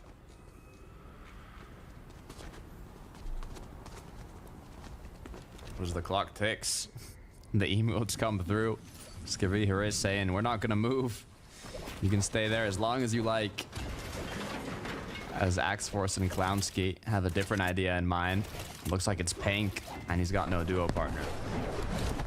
Yeah, I thought I saw it in the feed. Actually confirmed it was Axe Force. I was able to get that elimination and cleanup onto him. Kind of leaving him as a solo to just wander around. In the zone, though. As long as he has some heals. And very, very early on still in this game that he could get the reboot back. So they have a whole plethora of other worries, but he actually doesn't have any heals. So there's only so long he can stay in the zone. And even though he does have the wings, he can't necessarily use it right now going up that hill and up that mountain because it just makes him an easy target to get taken down. Yeah, I mean, with 25 HP, that's not the position you want to be in. Even Yanis or Flixie could just take one shot from where they're at, and if it connects, Pink is gone. But it looks like he is going to make it towards the reboot van here. Try and bring Vico back into the game, but come back from this, they're going to need some big eliminations. But if a duo is going to be able to do it, I mean, it's going to be Pink and Vico if they can get healed back up. Yeah, and luckily they are kind of right next to a POI, a big one at that. an uncontested one from Yanis and Flixie, so there could be a lot of loot left over that actually they can utilize and kind of get themselves back into the game. Banyak Swizzy, 138 damage above the threshold. And you can see not only are these high up on the mountain, so they can use the launch pad, the Flowberry Fizz, they have the wings in their inventory, which you're seeing a lot of players popularize here today to kind of use for rotation. And it's not the normal way, Takada. They're not flying through the sky looking like an eagle. They're making short bursts from one spot to the next to make the rotation that much easier. Yeah, and it's incredibly popular so far today, like you've mentioned. Seeing it a lot more than in previous tournaments here. And just like we saw, Vico has been brought back in the game, but with no heals, no shields, before they start taking fights. I mean, hopefully they can find something, but 25 below, it's not like they have a lot of time to work with. I got a question, and this just might be thinking outside of the box. Would it... Never mind, he's already down.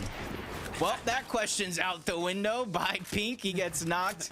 I think there's a chance for Vico to try to save him, depending on who actually got the credit for that knock. That was Kiro, so far into the distance, and I was going to say if he wanted to give himself just a little bit of a push, some fall damage, gets revived, he would have more HP in theory, but it's a little bit of a moot point now. So Vico, even though he's gotten one reboot already, he got the card and has to get ready for another one.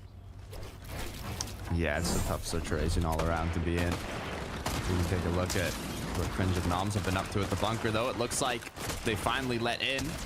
Skivvy and Hariz tried making their way up, but quickly enough, it paid off for Cringe and Noms, I would think, unless a crazy 2v1 comes through, but Hariz will get taken down. It was close, though, actually. Cringe was left at 39 HP with his duo partner down, but they did get the elims. Okay.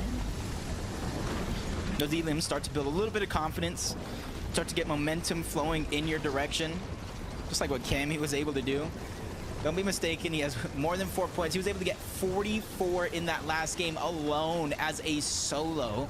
And already with one elimination in this game, they're adding more point totals. And you can see they're making the slow rotation towards the outside because they already have that early game damage. Flowberry Fizz, jump pad to jump pad. That's going to get them a great spot at the edge of zone when they finally make their way there. Sniper rifle in hand. All it takes is one headshot. Could turn the game around. And it might be exactly what this duo needs. I was waiting for the Storm Surge threshold to refresh, but to my surprise, 283 is actually how much below they are. So a headshot sniper rifle is just going to be the start of what they need. You see, there are a couple teams. They're walking up into the distance, but for how long it's actually going to take to get there, it might be more than just a sniper rifle. Might have to go for an full-on battle, and with no heals. They have no shields, no builds, no resources. It's just a nightmare of a spot for Pink and Vico to be in, but I feel like if anybody's up for a challenge, it could be them.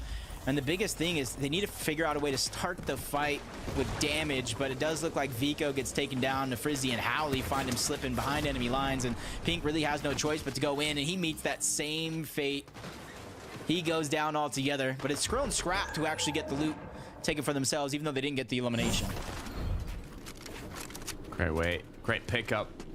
We can see how Swizzy is able to do it. Nice little drop down dash. Almost piece controlled him with the dash there. No builds required. Just predicted where he was going to jump out.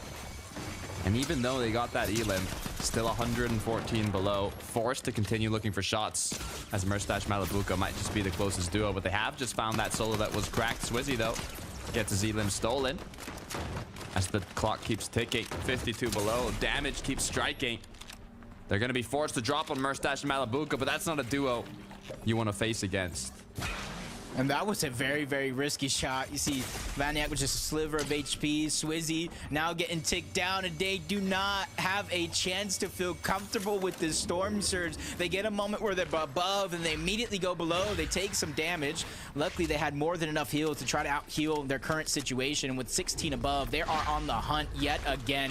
Vaniac leading the charge. Swizzy close behind, and there are so many teams they can target out as soon as they make their way here. Shots being made, but nothing connecting. Just 31 above now. One shot from the DMR could be all they need here, but they get cracked. And Vaniac gets dropped. Swizzy now, from taking home the VR in the last match to being left as a solo. There's Asa there. You don't even know if Marco's still alive, and he's able to kind of find anything he gets his hands on. Swizzy knows that he cannot get the reboot, cannot get his teammate back. Quickly repositioned himself a little bit down the mountain and in a much safer spot where less and less people can try to target him. He looks on, sees a team there, tries to target him, but that's Venno and Tayson who might try to take advantage of a lot of that damage, but it's Swizzy who actually gets the knock. Credit for that one as well. Quickly swipes up the body. He knows he needs as much loot as he can get his hands on as he's a solo. I mean, if we saw anything from Cammy in the last match, 44 points as a solo. I'm hoping to see Swizzy can do something similar here. Seeing the feed kind of light up there for a moment. Seen a lot of players and teams kind of getting dropped, left as solos. Unfortunate positions as Seti and Cammy now have a huge strength in numbers. You can kind of see their position as they climb up the leaderboard. Currently positioned 4th place. Can't say no one would have predicted it because I think Levin kind of shouted it out along with Reeshub. It's been the Cammy curse, but I mean, if they can get top 5 in this major, is that more of a curse or is that a Cammy blessing? I mean, consistent tops and grand finals. You can't really complain. But they want to take home that Axe of Champions, and they're en route to doing it. The deal reason, not too far behind in 9th place. Not too much to worry for them. 169 above the threshold. Just got to rotate from point A to point B. It's going to be a little bit harder than those that already have the wings, but they make it look almost easy as can be. And while they're trying to get their spot in towards the zone, they immediately switch layers. They don't want to be stuck on that ultimate low ground, because if you look at the mini-map, Takata, there are different mountain ranges, different edges. It could drop down. It can go even higher. So you want to plan for the worst and hope for the best. With just 20 seconds till zone does close, and that 8th zone is going to pull towards one of the edges of Piers. Some know it from the forecast tower, some don't. Venno, though, quick little points, just racked up as he continues to jump on into the zone. Hazen already made his way in. Now they have the kind of little box, so a bit of safety, but you got to be careful, as they might just be pickaxing right towards a duo. Oh, they're ready to fight. One of the most aggressive teams in all of the land. It's just an unfortunate spot that it just kind of crunched down on the side of the mountain. Really not able to kind of move around in that box as freely as they would hope. Cammy and Seti once again find a way to get front side of the zone where nobody's really currently at, which gives them priority position over everybody else in the lobby, especially those that are so far back that have that max pull. And now you can see as time and seconds pass, others are inching closer and closer in that direction. But Seti and Cammy, they're the ones that are on top. Let's see how they play it here. They're low on HP, but being ahead of zone, it's a perfect place to be. Tom's HD, Queasy, they had such a strong start to the game in the previous match, but as soon as they tried to hold height, even with almost full materials and a solid loadout, they went down in 2 seconds. So I know that can be difficult mentally, but hopefully with 4 elims on the board already, they can come out strong now in this 3rd match. 4 below though, 40, constantly falling. They don't have a ton of heals to kind of use in just a quick couple of seconds to try to out heal what Tayson kind of has left in terms of overall HP and shields. That's why Venno is just going on the attack, and what a monster shot going to be landed onto Malabuka. That alleviates a ton of pressure, and you see now that he's able to get the green light to go. Venno, Tayson reunite in the same box, and they're ready for this next rotation. Job is not done though, neither for Cammy and Seti, as they are 4 below. Cammy might be forced once again pretty soon to play as a solo if Seti does not heal up here. Both players looking quite low. That shot connected got them to 22 above, but it's not enough for safety. 4 seconds left till zone starts closing and more opportunities arise to get shots. Tayson's gonna get dropped though. A challenge that I think Venno is ready and willing to take as he continues to rotate forward. Easy, very, very little contestation on this side of the zone as it continues to move forward. But he gets targeted out. Team staggering themselves behind for a perfect couple of shots like this. Venno still above the damage threshold. Very little to worry about other than making it from point A to point B safely. But Asai Snazy up above in the clouds, looking to hold on to it. Nice little ring rotation to get ahead of zone. Great way to conserve their materials as Swizzy now 136 above. He has lost Banyak, but we talked about it earlier. clutching it up as a solo, there's potential for it. 99 above the damage threshold. Flowberry Fizz, more than enough left in his inventory. Top 20 position. Still have more points and distance to cover before he's done just yet, as Robon gets targeted the backside of zone. Cam, Usetti, they get credit for that knock and soon to get credit for that elimination, but you can look at their damage. Still only 11 above the threshold and quickly falling below, so their job is not done just yet. Taking the first tick of that storm down to just 42 HP. Cammy needs to figure out a way to get damage. Seti gets dropped. One more tick is all he can take, and he finally gets the Fizz in time. 2 HP, the Dream trying to stay alive. He cannot take any more damage, or he will go down, but luckily for him, Storm Surge turns off just in the nick of time. Has the blessing, just saved Cammy. Once again, forced as a solo. 76, is it enough? It's not. Reason with too much HP. 180 turns around, gets the elim now. 4 on the board as he continues to stay up. Vadil has gone down. So many solos, almost looking like a solo FNCS, Jacob. Yeah. Swizzy is going to be included, but he's almost looking strong, almost looking like a full duo the way he's playing. Doesn't really have time to pop the Flowberry Fizz just yet. Merstache joins the crew of solos F in this game. There's only a few really left alive as a solo. Merstache is going to be one less that anybody has to worry about. Swizzy continuing now. I believe he was the first solo we saw from any of the people that just went down, and also the last one standing so far. As he makes his way once again ahead of zone. Issue is, though, only 6 more builds. Flowberry is about to be fully used up now. No more shields. Only has the wings for mobility and not a lot of materials. Reason, though, actually still up. And he's able to find a late elimination on a Trulex, probably leaving him back of zone. Can't get the loot. And now he's getting pushed further and further out himself. He finally goes down. Thomas runs out of time as well. Swizzy has no chance. And this is where things become tough. With everybody falling and dropping like flies, only one team can come out on top. Hero and Moppy close to high ground. Is it on their mind? Is it what they're looking to claim? As Cringe and Noms on the opposite, looking to drop closer to the midsection of the late game here, looking to see where the players are. Do they know that Dexy's in that cone? Is it a potential elimination that they can find here? Looks for the shot, connects, as Noms is going to be able to pick it up. That was a huge find. They were peeking through the builds to make that one a possibility. Whoa. Peekaboo, I see you. Chicho gets found out as well. 8 eliminations so far. And even though we saw Thomas go down, we know what Queasy is capable of. 6 out of 12 games last year in Major 2. Might be a different duo, but he's hoping for the same result. Just 6 duos left. The turnaround onto Kiro. Can Queasy clean it up? You gotta be careful, though. It's a full-on duo down below. Hits the initial shot, but now is gonna go down to zone. Relvis continue to take shots. The Buell on the low, but he's left alone. The duo goes in. They were trying to be the first ones to win 2 different games in the EU FNCS, but with them out and a lot of the other teams as well, it's going to come down to one. Snazy comes crashing down from above. Cringe with a nice shot, but his teammate Podesai is there with another crash landing to steal away the game. What a way to close it out from the skies. Explosion on the builds down below. Shotgun shot after shotgun shot. Podesai with the cleanup. That was just an electric ending to end that game. I don't know how many other players, how many other teams, how many other Fortnite individuals you would have ever seen not only use the wings of Icarus, but use it to smash down on their opponents in the final moments of the game to win it all. Because even if they didn't get the elimination, they would have bounced them back into the storm to where they eventually have went down. This was just a magnificent play to end the game. I had to pinch myself for a second when I was looking at Podesai and Snazy. I see them both take out the wings of Icarus, and I'm like, wait a minute. Are they about to charge down? Are they about to crash from above onto the low ground? It's exactly what they did. Snazy got 1 pump, but we don't talk about that because Podesai cleaned it up and got that VR. So let's head on over to the desk to break it down.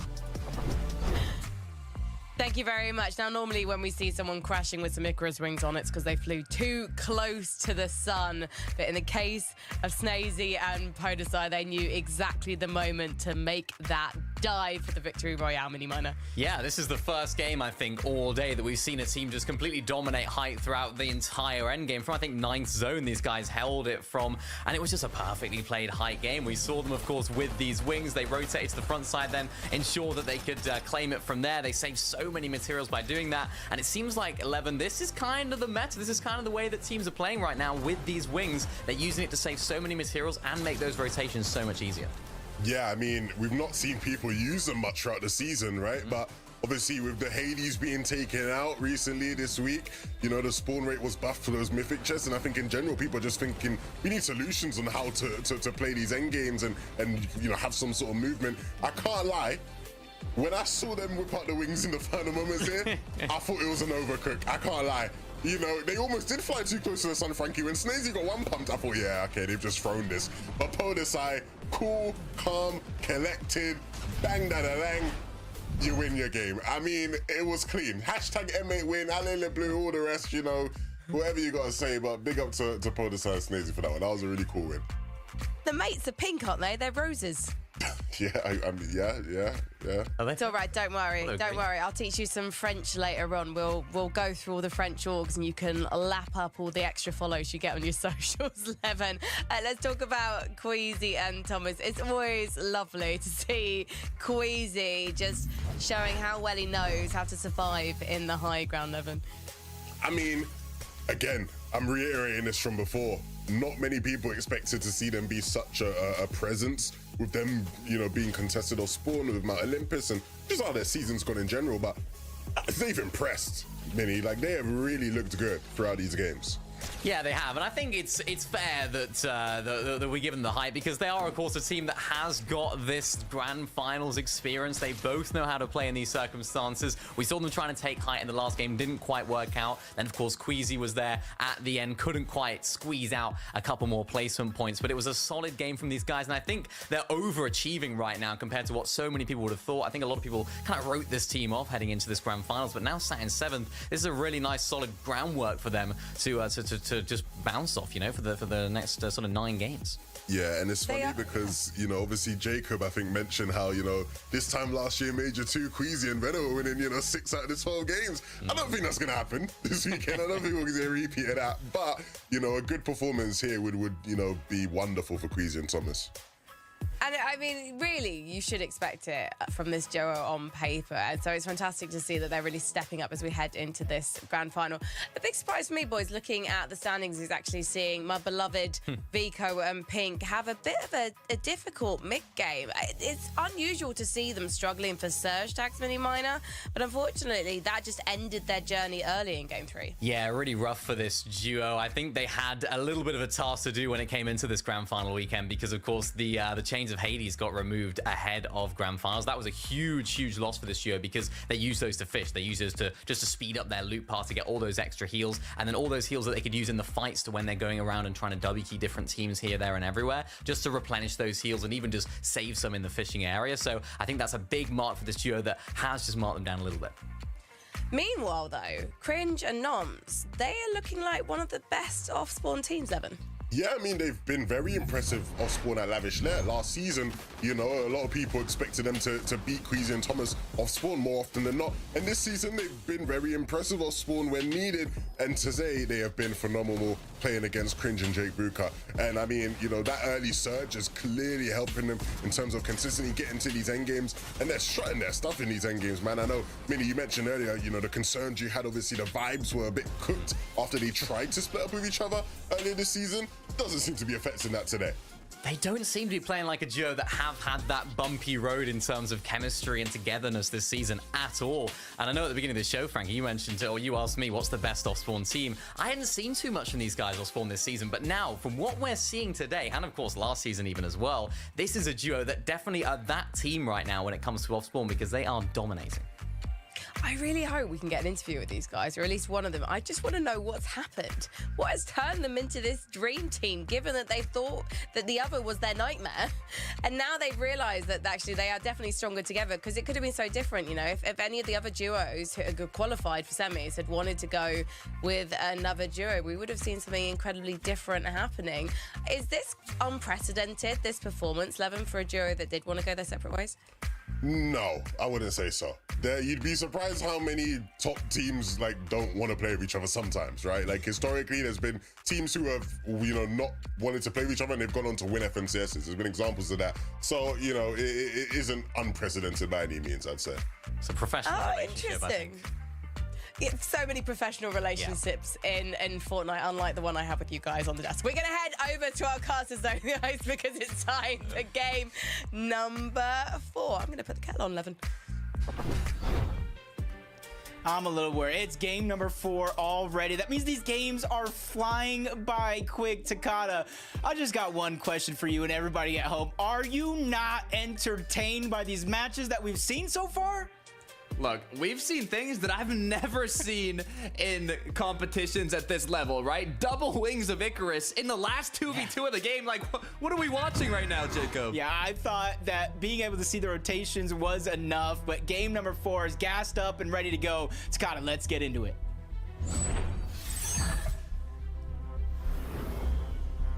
Three games down. Now on to the 4th. There's been non-stop action in these early games. Some players even choosing to switch up their game plan a little bit. But what we're gonna take a look at, it's down below in the underworld. 3 teams originally contesting this drop spot, but it looks like now it might just be 2. It's actually Lavish Lair. Again, I think this might be like a blessing in disguise for Crimson Noms because they're able to get the loot. They're able to get some early surge. And even if they don't necessarily take this duo out right away, they have options of what to do afterwards. So even though I expect this to be something that's fought out unless the other team disengages, I expect the, Crimson Noms, as soon as they get the loadout they want, to try to push that team out of what is their POI Lavish Lair. Look at this, though. Mount Olympus. It looks like Thomas HD and Queasy were originally going straight into the engagement with Doom and Ice, but now almost a little switch up on where these duos have been dropping within Mount Olympus. It's actually going to be the Ice that's going to take out Destru here. Doom has been dropped down, so now it's just a 1 versus 1, and it's just a waiting game for Thomas HD and Queasy to come up and clean it up.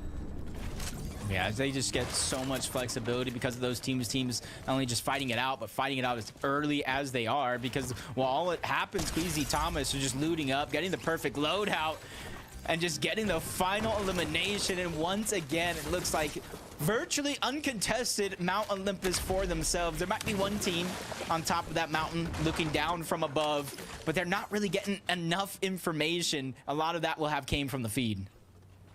Looking at Sky Scroll, though, their journey ended quickly in the last match, but now they're looking a lot more healthy.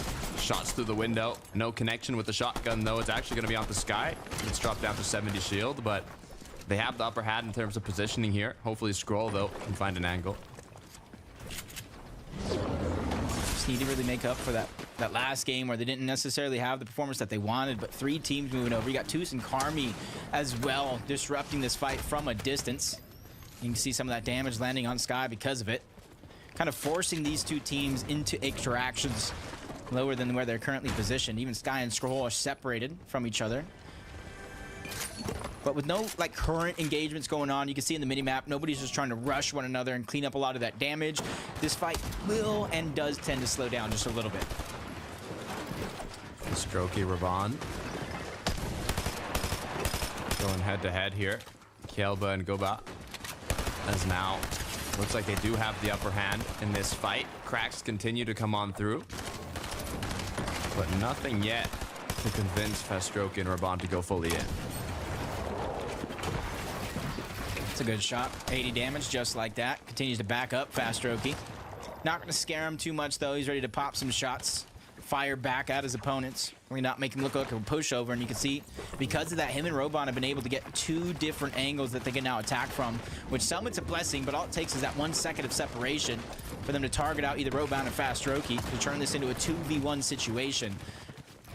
There's just so much pressure coming from all around. Fastroki not necessarily getting the upper hand in that fight and kind of forced to heal up, back up just a little bit, and that third party gave him so much time to come in and disrupt this fight. And now the decisions have to be made. Do you continue on? Do you disengage? And I do think they're going to pick the latter. And you can see how quickly that decision came through, though. You said it on your mind already. What's the play? And they already decided we're disengaging. So they started walking away. They got a bit of damage already, and to be honest, it's all they really needed.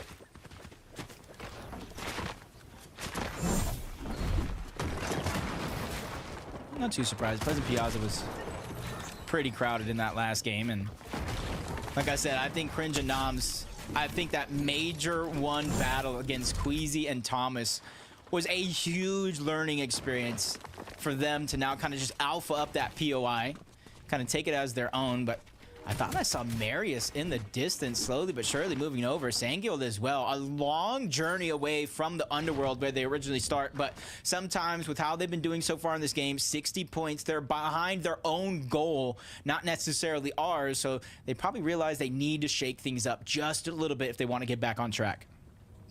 Playing sneaky here, seeing if they can catch one of their opponents off guard or maybe even scavenge a bit of loot. Being separated, though. They can't take too many risks here. Cringe noms, though. Alongside those 2 eliminations they already have and the decent loadout, they're going to choose to start working more on their mid game here and rotating. The team so far, yeah, they've really had almost virtually no struggles when it has come to Storm Surge. Trap has about 1,700 damage. Our Cringe has 1,700 damage by himself. Noms has about 1,400. So they are doing just enough when it comes to that Storm Surge to constantly keep themselves above the threshold, not worrying about taking damage. So that way they can primarily focus on their positioning through each and every one of these mid games.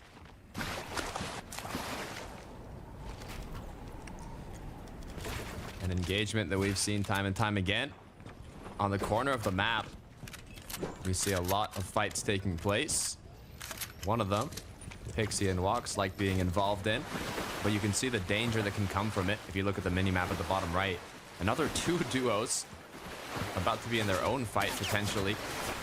So either team that takes those initial shots could quickly get third-partied, which is maybe why Walks and Pixie here have just decided, you know, we should just get out of here.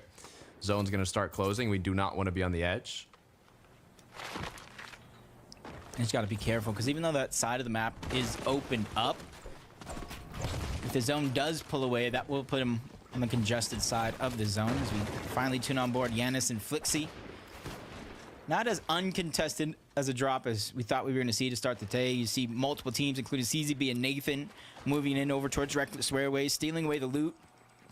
And that's what happens when you're a little slow to get out of your POI. You try to loot just a little bit too much. The Sky and Scroll looking like they're trying to have a little bit of a sneaky play. Make up, boxes his opponent. First shot's gonna land on the other one as well. Both of them are being put to just low HP, but Scroll looks like he's just by himself. I don't know where Sky is at. He finally joins the mix, but at the perfect time, both of his opponents were dropped to just very little HP, and he's just firing shot after shot after shot until he's finally able to pick up a knock on at least one of the 2 players so far.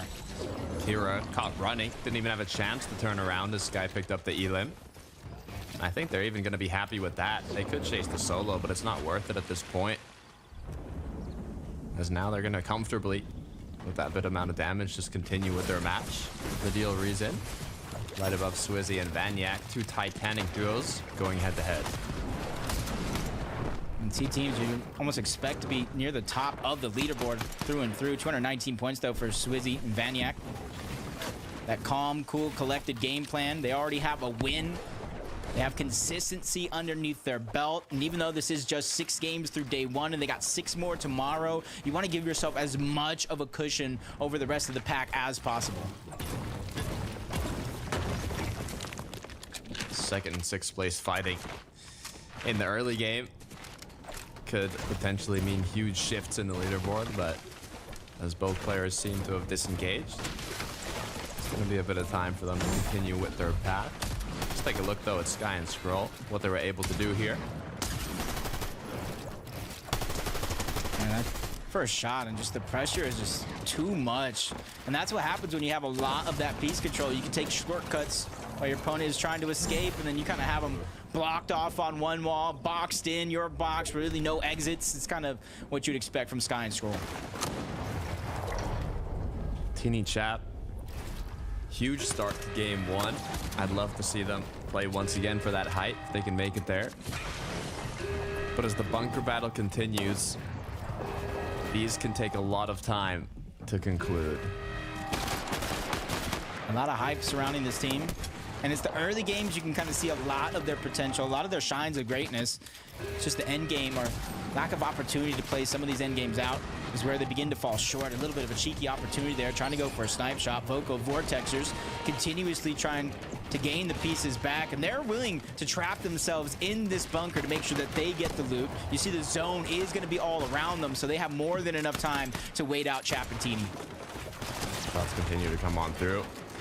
getting a flashback from the last match. We saw how long it took to get out of that bunker. And this might just be a similar scenario. Basic up to Voco Vortexers, how long they want to stay down there. And then Teeny and Chap, I feel like their time limit is how much surge they currently have. Do you have the luxury to wait in there, or do you have to kind of build one of these towers like you see Queasy and Thomas in order to get your own damage? Not too far off of where they start towards Mount Olympus. Definitely have kind of handled a lot of the struggles that they had up until this point. They just need to be able to push themselves over the top. Played to that full potential. 140 points, great spot on the leaderboard where they're currently at. But you know Thomas, you know Queasy, never have these guys placed outside of the top 10 in an FNCS. I know, I'm getting good feelings with Thomas and Queasy. They haven't completely popped off yet, but they're getting closer and closer, Jacob. And the good news is with 2 days of competition, 6 more matches to be played out tomorrow. 3 more today, including this one. I think this could be one of the duos that potentially will take home that Axe of Champions. Hey, they got as good a shot as any. And the way Mount Olympus has been playing out so far here today, it's playing out perfectly in their favor. And a battle I felt like we kind of talked about. We mentioned it just a little bit. Pink and Vico, Yanis and Flixie, the possibility of them two engaging is actually real, especially with not too many opportunities for Yanis and Flixie to get the Storm Surge to start out on Reckless Railways. This is something that we saw very, very similar in Major 1. They rotated over towards this forecast tower. Coincidentally enough, it was against Pink and Vico where they tried to get as much Surge as possible. Yeah, we talked about it earlier. The potential of that back and forth hasn't been happening too much today, but there's still a lot of time. As now the separation has come through from both duos. Nothing too risky on either side. Just 18 seconds till third zone closes and fourth appears, so we'll see them make their way closer and closer into the zone here. But Cringe and Noms once again, it's non-stop action for this duo. Yeah, they're ready to take a challenge after challenge. And you can see they're so far away from their original landing spot of Lavish Layer. So they went hunting for good positioning, and they ran into Cheeps and Turtle, who didn't have to go far from the original drop spot of the Underworld. And Cheeps and Turtle, one of the teams that has pulled out at least one VR throughout the qualification process of the semifinals, proving that they have the blueprint down packed, especially when it comes to those set lobbies. But now when you're playing against the best of the best, all stacked in one lobby, this is where you get put to the test. Banyak gonna choose to separate a little bit. Both sides of the ridge have eyes on them now, but you can even see on the mini map the only duos that are in the surrounding area are quite far. So it looks like they're kind of planning where they're gonna take this launch pad to. And no matter where the zone pulls, they have the inventory to get max height on that launch pad. Combine the Wings of Icarus, you combine the Flowberry Fizz, you launch off that launch pad, and you kind of get your pick of the litter of literally exactly where you want to land. And if the zone does pull in this direction, I think that will be a huge blessing for these guys to be able to maintain that position high up on the mountain with an escape plan right behind them. 100%. Pixie walks, though, in between, what, 3-4 different duos? Maybe even more? As some of them start to disengage here at the Underworld, but the good news is they're making use of their time here, refarming their break. Almost have cap materials if they can max up their break here. We'll see where this zone does pull, but so far it looks like nobody in this area wants to take shots at each other. He's not just yet. Probably just a little too early in some scenarios. Queasy and Thomas kind of back to where I didn't expect them to be with how well they've been playing so far. I thought they would kind of minimize the amount of time they're staying in zone for as long as they are, especially since it's the finals. We've already had at least one heal off so far. But with 349 damage above the Storm Surge threshold, they do have the luxury to maintain their position in the Storm. They have the Flowberries, they have the Legendary Bananas, so it won't be long before we see them outside of the zone and even possibly have them to rotate to the next. Sohan and Trash, 90 below here. Good news is being in the Underworld, you do have that River of Sticks that gives you those dashes to kind of move themselves quickly around the surrounding area and potentially even find some other players that might trade shots with them. But as the clock's ticking, They're getting more and more below. Already 141. Goes back to 83, but they've just got 18 seconds until Storm Surge will start ticking, so they've really got to do something soon. And look at that, Jacob, the combo with the Wings of Icarus once again. Getting a huge amount of damage, but it's not enough. Yeah, really catching a lot of players off guard in this finals. It's just not something you've scrimmed against, not something you practice against. You even got the Thunderbolt of Zeus coming in from different directions, forcing Trash and Zohan to just not get the Storm Surge that they wanted, and now they're falling further and further below that damage threshold. Even though they do have their eyes on the Cheeps and Turtles, they're not really going to get the opportunity. Zohan's finally going to get knocked by Cringe, who now re-enters into the mix. Him and Noms are able to clean up that elimination fully, get the loot. Even though they're pressured momentarily, they have very little to worry about. Now that they got a huge refresh, they get the materials, and they're 550 damage above the Surge threshold. Trash not only getting ticked by Zone, getting pushed as well by Cheep and Turtle. Cringe Noms, though, know exactly what happened, and they're hungry for a little bit of the pie. Shot comes through, nothing big connected. You've seen the Storm Surge really dictating the way a lot of these players are going to play, as Psycho and Voltiax are able to catch out Snazy, take him down altogether. Podicide trying to survive, but he gets taken down all the same. The Gentle Mates weren't handled so gently in that last fight, from a big win to getting taken down before placements. Prodoxy and Trip. Still just 9 below the Storm Surge threshold. The good news is they do have a lot of players in the surrounding area. Andalex and Sado even looking like they're a little desperate as well with their edits they're doing on the cone. So there should be opportunities here to get tags. With that Thunderbolt of Zeus, Prodoxy here might try and pull something off. Yeah, typically it's Prodoxy and Trippin'. Even Trulex and Chicho, they like to spot out some of these sky bases in the distance. They use the quick window, trying to cover as much as possible. None of those shots realistically able to bleed through, but Prodoxy, you got to give him at least an A for attempting something like that, especially since he's 24 damage below the threshold. I love how he lined it up too. 2 boxes up, 1 little window, full safety while throwing those Thunderbolts, and it looks like he might just look for one more. At least some damage is going to hit.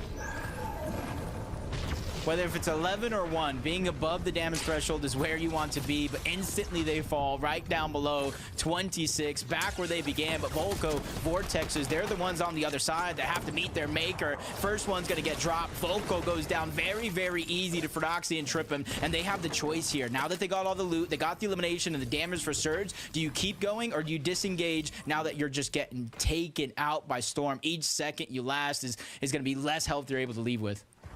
It's the big question. As you can see, how many players are getting affected by the Storm Surge as those lightning bolts come from the sky. Benno Tayson being one of the duos, but all they need is one quick shot. Cherry is down below. Can Benno connect the shot, though, as players from afar are still continuing to apply pressure? No shot's been connected yet. They've lost so much shield already. Just not being able to get that one tag. And that one tag is just causing them so much commotion. Finally, he's able to get one on the tail, even spotting Video out on the other, just trying to keep on increasing that Storm Surge. They're in such an okay position to stagger themselves back and get the Surge, but it has to be worth it. You have to at least get it at the minimum. Good news, like I mentioned earlier, being in this part of the map, you can rotate a lot quicker with that River of Sticks, even though Reason was unable to do so. Everyone having those dashes also just allows for a majority of the duos to get positioned where they want to quicker. Thomas HT and Queasy being one of the duos, kind of just taking shots at everybody that's rotating in, but Benno now looks like they found it. The shots they so desperately needed has put them 70 above, but how long are they going to be comfortable with that? I like the way he's just taking opportunities and not really backing down from a challenge. That's something that you have to do in moments like this for Benno and Tayson. Be persistent, not really give up on the chase.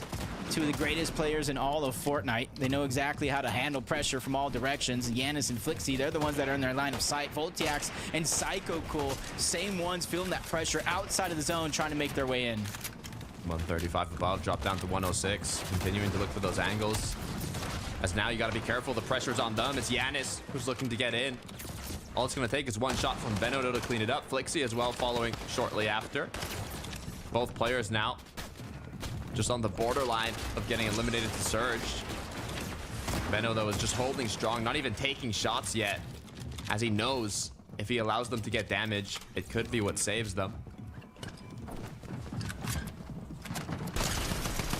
They're going to desperately need to continue to hold their position because there's going to be teams all around them trying to break into the box. Swizzy's feeling some of that same pressure on the other side, but they're ready for a challenge. They've been practicing. They've been progressively building that momentum here throughout the day, and I don't think there's going to be very many teams that can stop them when they're on this hot streak. Definitely not. But what might just stop them is damage dealt. So many players on the borderline. You can see how difficult it is in grand finals. It's no qualifier or semis. This is literally the hardest lobbies to get damage in, and a significant amount. It's good for them. Even though they're falling below the damage threshold, they're consistently doing just enough. Landing one shot here, two shots there, a couple more, trying to bleed through on V and Riss, who's also getting targeted out by a whole nother team. And that's what you get when you're Swizzy and Vaniac and you build yourself into this position. You're able to kind of target everybody else that doesn't have that same advantage as you do. Even if you don't get the elimination, you kind of force them into tough spots with their backs up against the zone. Zone has pulled northeast here, quite far from almost every duo in the lobby. So now they will be forced to rotate. The good news is during these rotations, it's going to open up chances to take shots. Will they align is the big question, though. It's Swizzy now. Mix of shots from afar, mix of up close and personal. They're going to be able to finish off the knock here as well. It's going to be a good amount of damage. 271 above now, as they'll have to make their way to zone.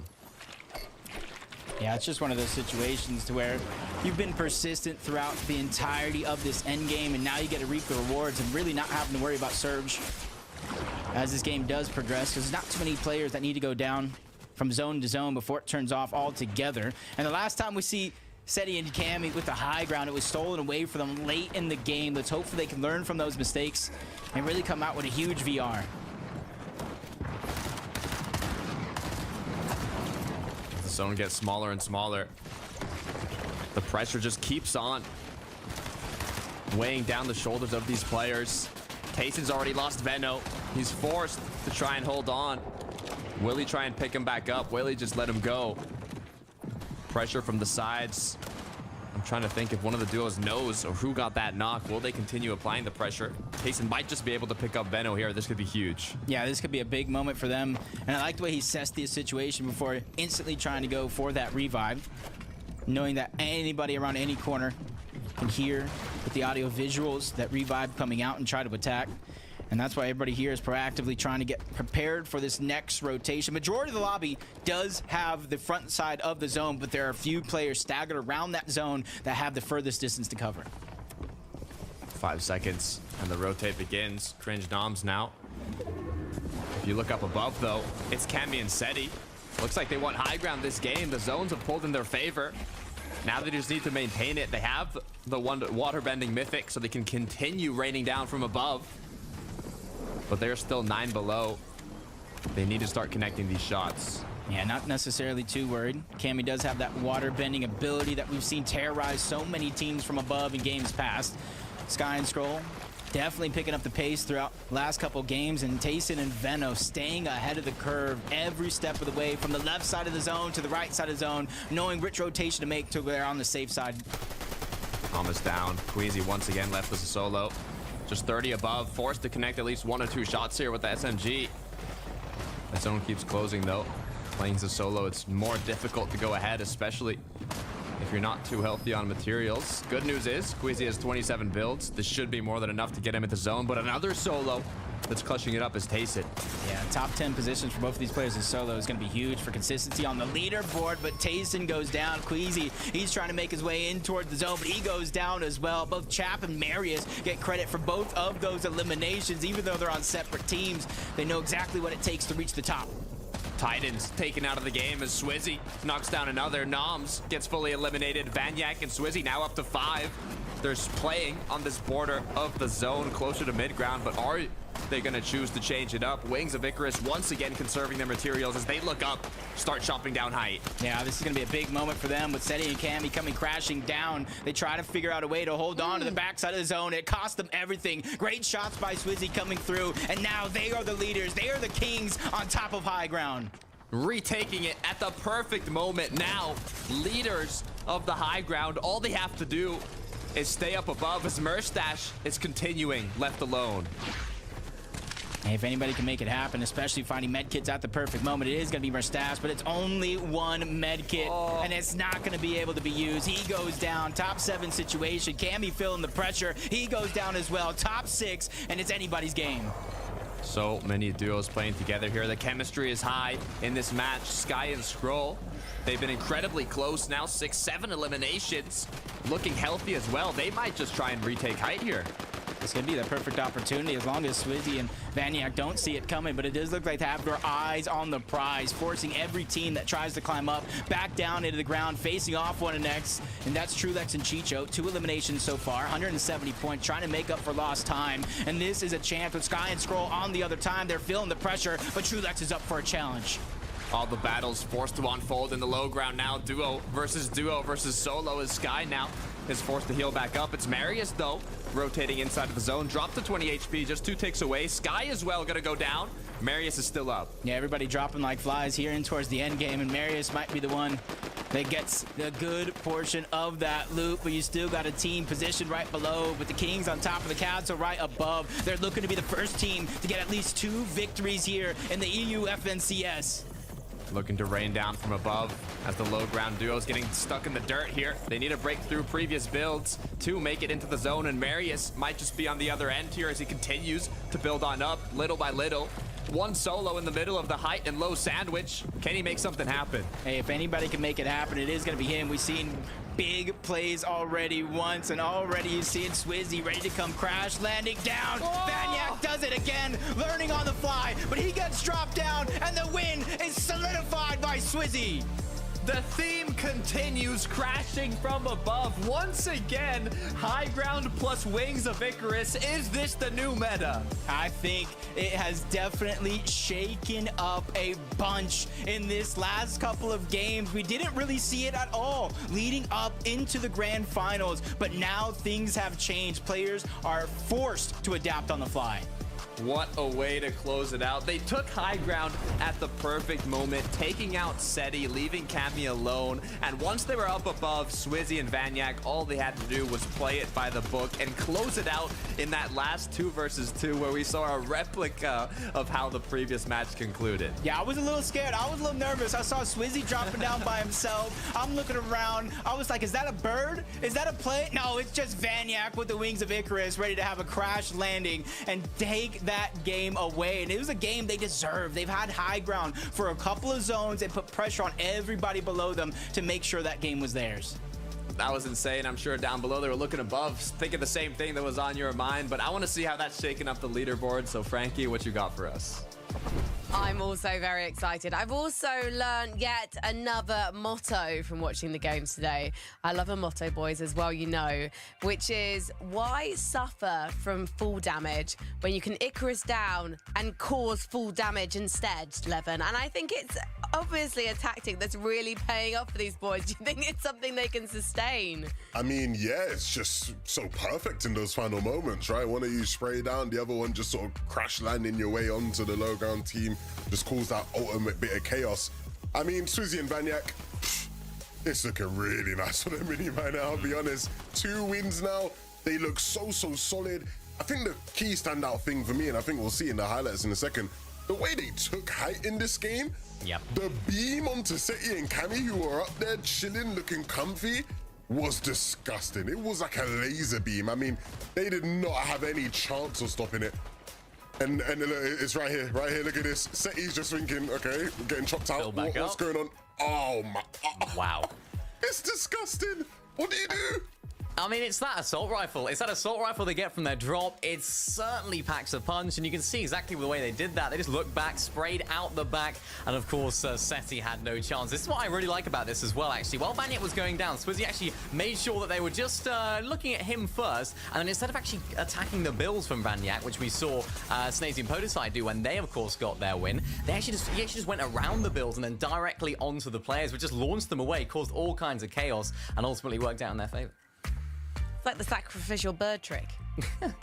Yes. the little dive bomb on top. I want to talk about some of the other duos that are still doing well and doing strong. And actually, we should start with Cammy and Seti because, yes, they did get chopped down by the eventual winners.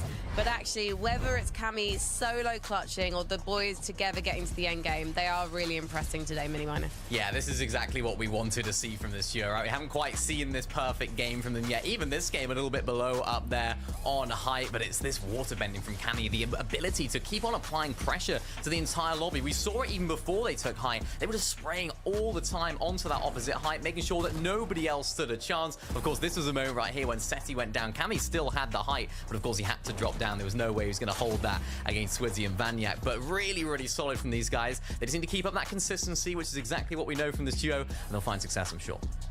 And Cringe and Noms, it's actually so surprising that they haven't got Victory Royale yet, Levin, because these guys are fighting tooth and nail consistently, making it to the end. Yeah, I mean, Swizzy and Vanyat making it tough for them, right? They're stealing all the Victory Royales away from everyone. I think ultimately, right, those three teams in that top three, even I'd say the four teams in Seti and Cammy, they've just been so consistent, so ever present in these end games, right? Just every single end game, all four of those teams are somewhere deep in there, making a big impact in some way. And so, yeah, if the games keep going like this, I mean, I don't expect to see much more change. I mean, those eliminations as well. Look at that. Swizzy and Vanyat with 27. Cringe and Noms with 28. That just completely destroys, blows the rest of the lobby out of the park in terms of eliminations. Double a lot of teams' eliminations as well. It just shows that although we talked about at the beginning of the show, a lot of surge strategies this season are basing up in big towers, making sure to keep your distance. The teams that are finding those eliminations, particularly when they're making it into endgame and then, of course, taking height, they're the ones that are finding the most success. We last saw Mustache in that game as a solo trying to clutch it out and unfortunately wasn't able to survive the chaos. But do we think that this is a duo that has the chance to really defend their Major 1 title by the way that they're playing so far, Levin? I mean, by the way they're playing so far, maybe not, right? Because as we've seen, the mid games, the end games, they just look so stretched. Everything looks very scuffed. They're struggling with surge. They don't have much loot. By the time you get to end game, or by not much loot, I mean much mats, right? The loot looks good in the inventory, but the materials always looks like a very dire situation. The reality is for these guys, though, is again, I hate to harp on this, two-day format, 1.5x points tomorrow.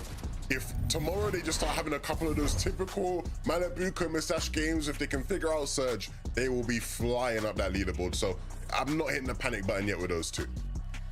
Yeah, I think. Are you hitting the? Oh no, go right well, ahead. You know what? I think we're thinking the same thing, Frankie. I'm kind of hitting the panic button a little bit about this duo because I thought, right, this duo need to have a very, very solid day one, particularly with how that Grimgate situation is. You never know what could happen on day two, because if you look at a team that maybe is in 50th place, they might think, why don't we just land on Grimgate? Why not give it a go for a couple of games, particularly when the points are 1.5 times in placement and eliminations. They're sort of susceptible to getting that team landing on them, maybe multiple teams or maybe teams third-partying in, so it's quite risky for them, and of course having a bad day one is not working out, not going to work out too well for them, I don't think. I figured that the panic button might be pushed by you, Mini Miner, and I also wanted to ask if you were also considering pushing it for Tayson and Benno. I mean, it was a team that I said would win. Not too panicked yet, because of course they still have a long way to go. Yeah, they really do. Meanwhile, Levin, you got a little smug little grin on your face, mate, because Seti and Cammy doing quite well. No, it's way too early to speak. Way too early to speak. It's true. He's such a clever young man, isn't he, this one? Biding his time to lord it over us all. We've got 2 more games tonight, so let's head into game number 5 with Takata and Jacob. Thank you so much. And I'd be surprised if you didn't think Swizzy and Vaniac would show up and show out here today, uncontested for Brawlers Battleground. How well they performed through the qualifiers and the semifinals.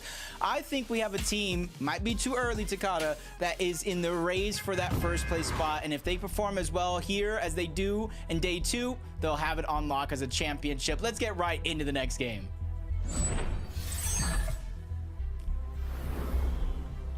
Levin said it best. It's too early to tell, especially with tomorrow being 1.5x points. Anything can still change up on the leaderboard. Day 2 is where we'll truly see everything unfold. Back at Lavish Lair, though, Cringe and Noms once again in a quick head-to-head. Yeah, and Cringe and Noms are one of those teams. They're not going to split the loot. They don't want to give half of Lavish Layer on and then worry about where they're going to get their loot elsewhere during their loot path. They're a team that wants to make sure this team knows, hey, if you're going to land here, only one of us will make it out alive to finish this game out. And Cringe and Jake, you see them slowly but surely not taking the same aggressive spots on that drop. It shows a little bit of a sign of weakness in my eyes. That was HD Queasy. Still triple con, but once again, have their initial drop pretty uncontested, a freedom to loot a little bit before getting into the action. Last game, they basically got gifted an elimination as they came in for the third party. Will it happen again, though? I don't think the duos want to replicate that. Yeah, I think a couple of these duos taking different spots this time around, including Queasy and Thomas, kind of switch things up, which kind of changes up the whole dynamic of that drop spot in the fight altogether. But fight that isn't going to switch up is going to be this one. Like I said, Cringe and Noms, they just want to prove their dominance here. 278 points so far in second place. And the games that they've had have been phenomenal. 8th, 4th, 2nd. Their worst game is a 13th with 6 elims. Like, that to me is surprising to say is your worst game. I mean, it's insane. In terms of consistency, it is unreal. But it's difficult to keep that up. If anything, though, they can make it happen. But as that engagement continues, we can see what else is going on around here. Hidden in the bush, Jacob. No shots need to be shot here. He does not want to give away his position. Oh, do they know? Look at the mini-map. Look at the mini-map. The arrow eclipse pointing as the prey is now being hunted. I really did like what he was thinking. I wish he would have just popped the banana the fizz while he was still in the bush. That way when he finally ran, he can actually run.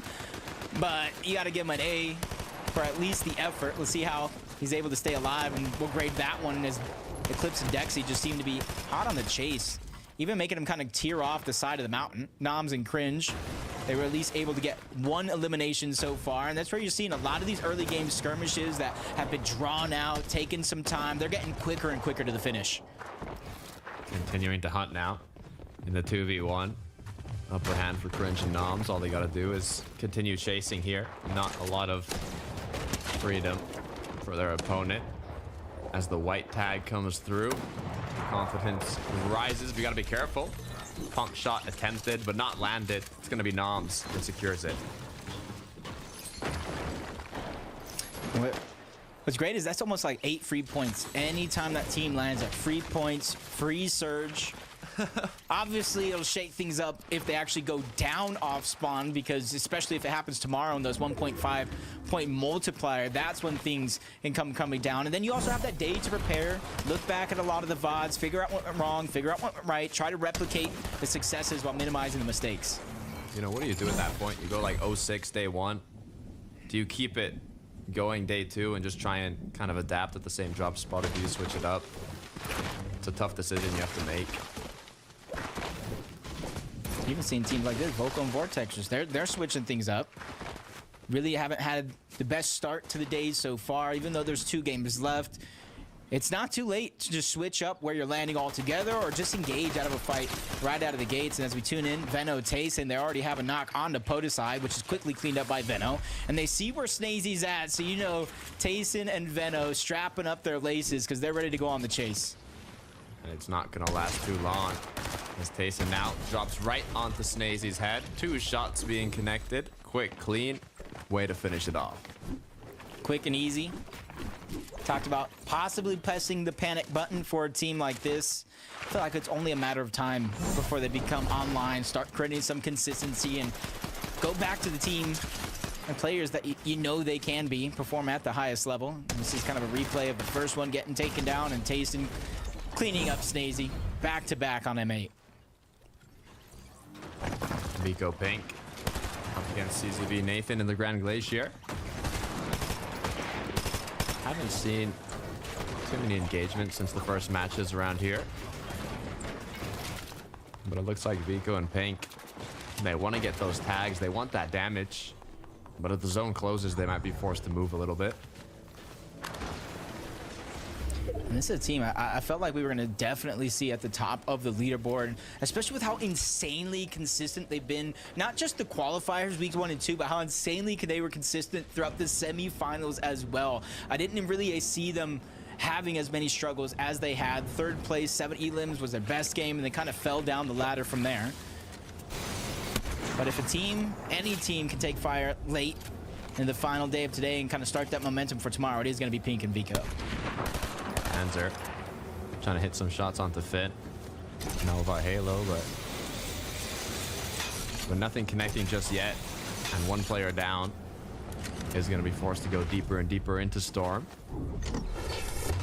As now the Porta Party is going to take him back in. I'm excited to see a little bit more of this early game from Swizzy and Vaniac. Kind of see what they're doing. You see them kind of leaving Mount Olympus, which means they had an early rotation out of Brawler Battlegrounds.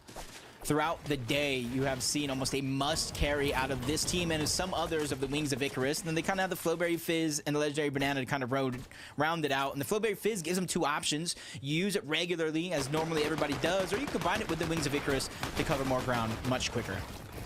Marius left as a solo once again. Being forced to do anything he can. 169 effective HP and shield up against Cheap and Turtle. But I got faith in Marius here. I'll keep it a buck, Jacob. I think he can make it happen. They are in 12th place on the leaderboard. Turtle and Sheep being in 34th. You can tell they're almost a little scared here to go in, even though they know it's a solo. Can Marius connect the snipe, though? Unable to. It's almost like going to be a must for him to connect something if he's looking to continue to try to stay alive. Sooner or later, he's going to run out of those dashes. Finally peeking back. Misses that one on a Turtle. But he's getting ever so much closer as he changes directions very, very quickly, trying to keep his opponents on their toes. Back into the dashes, dips a toe in, and this is going to be his biggest chance to try to create as much distance as possible. Last dash going to be out. Marius, he's doing a good job of creating so much space. I got to give him so much credit for it. But the hunt is going to continue, Jacob. He's not done yet. The mission isn't over. As he starts swimming further and further away. This is going to be a long run. I mean, either he hits an insane snipe, or eventually they're going to catch up. And they're going to have to take that fight. It's almost like they know where players that land the Underworld commonly position themselves at. Because even though Marius did a huge cut towards the left, Cheeps and Turtle following him on that same cut towards the left. And they just, I think they lost him. I think they finally lost him. Don't know exactly where he's at. You see Marius in the minimap just north of the Underworld has finally successfully escaped Turtle and Cheeps. Someone who might be looking to escape shortly. The Buell has lost Velvis. Or Relvis, sorry. So we'll have to see how the escape continues. It's only really a question of, does he have the reboot card? He did a good job of creating a space, creating distance. But if he doesn't have the reboot card, he's going to have to backtrack, go in that position. And even see just southeast of where he's kind of running to, that little gas station that is parked by. Actually, I do believe that's the bunker. Excuse me there. And with the bunkers opening up, he can rotate in this direction, kind of spot, get information. And he's hoping that a lot of these teams that are positioned towards the north, or anybody for that matter, will try to contest a bunker, so that makes an easy rotation for him to a reboot van. This is a great opportunity for duos that want to do a bit of damage. Delbio, though, seems like he's interested. Has he seen something? Does he know? The Trexer is right there as the builds start coming through. He hears the footsteps now, the movement, as it's turned into a box fight. He almost gets boxed up, path cut off. shield no more. He does have some left in the inventory. It's just about if he has the timing and the space to try to disengage from this opponent, and it does look like they're ready to go on the chase themselves. He finally makes it to get a couple more dashes, but so do his opponents. Dancing all around, dropped to just 13 HP, really not given an opportunity to try to survive, trying to create space. Eventually, he goes down to Trexer and Silly Seb. Forzen, they all enter the mix, and that's the thing. You hear the noise, you hear a lot of the fights, and you attempt to try to third party it. Yeah, the commotion comes through, and it's an opportunity for the other duos in the surrounding area. Dexy Eclipse raining from above with that water-bending Mythic onto Pixie and Walks, which are fully boxed up here with, it seems to be no interest of anything except for maybe a potential knockdown as I hear the shots coming through. They might want to break down these builds. Eclipse Dexy aware of this, popping a Flowberry to evade that fall damage. And it looks like just one more build needs to be edited here for it to get shot down. Quickly protecting themselves as well. Pixie doing the right thing of creating space between him and the falling players. That achieves the high ground positioning for them, and they're ready to go ahead and continue to put that pressure down. But you see how careful they're actually being. Instead of entering into the fight, they're taking it layer by layer, piece by piece. And as Dexy and Eclipse fall down, Pixie and Walks slow to follow. Looks like they want to continue though. Even though they did take height here, they're still looking for angles, still looking for shots. They know how important it could be, especially later on in this match. With more than enough ammunition to spare, they're going to continue seeing if they can connect anything else. Yeah, and I was going to say, the further down they go, you're almost trapping yourself with only one exit plan, and Dexy and Eclipse quickly find that porta potty to try to loop and exit out of there, and then almost gives them a free rotation side of the mountain. They're also going to get a chance to get those underworld dashes, so I think that's going to be a successful disengage out of that situation. Interesting structure has been built here at Lavish. Shows how many spare materials there might be. As Noms is just going to be maybe taking a nap here as he waits for his opponents to leave and even the zones to pull further away. Trying to say Nefrizzi and Hallie, they're the ones that position just right outside. You see Axe Force in the distance along with his teammate. A lot of time to wait, especially since the zone is kind of in that position. So my only hope he has is currently having the reboot card. As we take a look, another rotation from Queasy and Thomas. Game after game, they find themselves deep into the zone, trying to rotate on and out, scrabbing together to get any fallen loot, as you see using the bandages, then the med kit. Just trying to get anything in your inventory that you can get your hands on. You see the foraged fruits and vegetables probably going to be next. But they just have to be careful because right now they're separated Reckless Railways trying to get together some loot, but they have CZB and possibly Nathan as well as a third-party potential ready to pounce if they don't catch him. So is Ivanyak in first place, now also going to be the first duo to claim the Rift Island. Little extra loot, nice positioning. You can even see taking some tags through that bush bomb.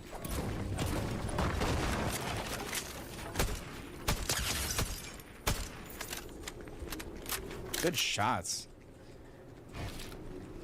Yeah.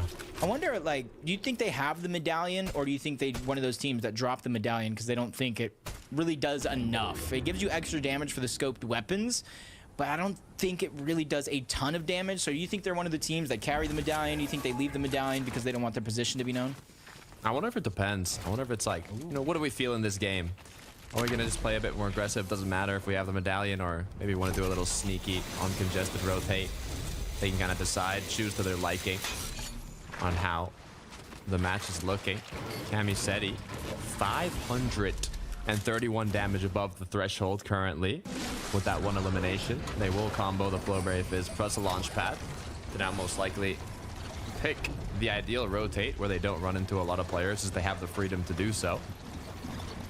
Yeah, I expect them to hit one more launch pad along the way. It's like that little mountain just above towards the right side, but you see them, something that they used in the last game as well. They used the Flowberry Fizz, the late launch pads, because they are contested and have options around them to get that early surge. They're not looking for 500 right out of the gates. They're just looking for about 100, 200 surge so they can make rotations just like this. But as we tune in, a team that's finding those struggles, Trulex Chicho, 170 points, but once again separated as a solo. Oh, this is dangerous. He is gonna choose to disengage with the dashes, but rebooting this late in the match is incredibly difficult, so this might just be another solo game. Hey, we've seen Chicho do it in game 1. Trulex do it last weekend, but now it's just a whole different situation. Feeling the pressure. So many angles. Now they're just trying to break into the box. 1 HP, pops the legendary banana. Not enough. Reason is going to be the one to take him down, but he was solo, Takada. How did Trulex go down? Well, it was a well-placed snipe by Kurwa. What a way to go down. Noms, remember, he was the one just crouching behind a box at Lavish Lair, waiting for the zone to pull away, and now he's used that as his chance to make his way on in. He has a good amount of loot alongside his materials, so if he doesn't get spotted here, he should just be able to keep sneaking his way into zone. Kind of see just eyeing, getting as much information as possible. I think that team might have a little bit of inkling that somebody is floating around, especially little audio cues like that. But Mappy and Kiro might not necessarily know that Noms is a solo, and you see him double checking, triple checking, peeking towards the outside. Anybody else slow to rotate in? And you almost have to take those extra couple seconds to be careful like that, because you don't have your teammate, those extra set of eyes. At least for now, as Noms does look like to have his eye on a possible reboot opportunity at one of these split areas, but so many other teams, 2 to be exact, have noticed him moving in that direction as a solo. That was a good crouch there to get a bit of vision, but look, it's Forzen and his duo partner, Seb, that are going to be looking to capitalize on the situation, but Noms quickly to build up and say, look, if you want to take this battle, I'm going to make it take a long time for you, so you better start running away. And this is only just going to help Noms if he can come out on top of the fight, disengage or not, because now you're just building up his Storm Surge damage. And you could easily just let him kind of get taken out by the zone altogether. Silly Seb on the other side. Now I'm trying to break into the box. This is where you have that 1v1 separation, but finally in comes Forzen, disrupting the fight yet again, trying to save Silly Seb, who actually got knocked. Seb, I think, even just fell down and twisted his ankles there on the ground to get knocked, but at least his duo partner cleaned it up. Swizzy Vanyak, both players still up now. Shots trying to come through, but nothing big connected once again. Opponents getting kicked by Storm Surge. They do not want to let them do damage as they're already above. It's almost just a waiting game here. Yeah, may not necessarily know that those players are suffering the Storm Surge up until now, where shields get cracked just like that, and now they know their opponents are weak, either taking damage from outside, but even they can notice no other shots pouring in, so it has to be Storm Surge, and you can see why they're playing very, very slowly, very calculated, knowing that team is taking damage. Eventually, they're going to have to push into Vanyak and Swizzy, and it's going to be a trap waiting for them. It's a tough spot to be in. Making a comeback from that situation is almost impossible, but if anyone's going to do it, it's those that have qualified to the grand finals. But with Swizzy and Vanyak being on the other end of that doorway, just a couple shots are going to need to be landed here.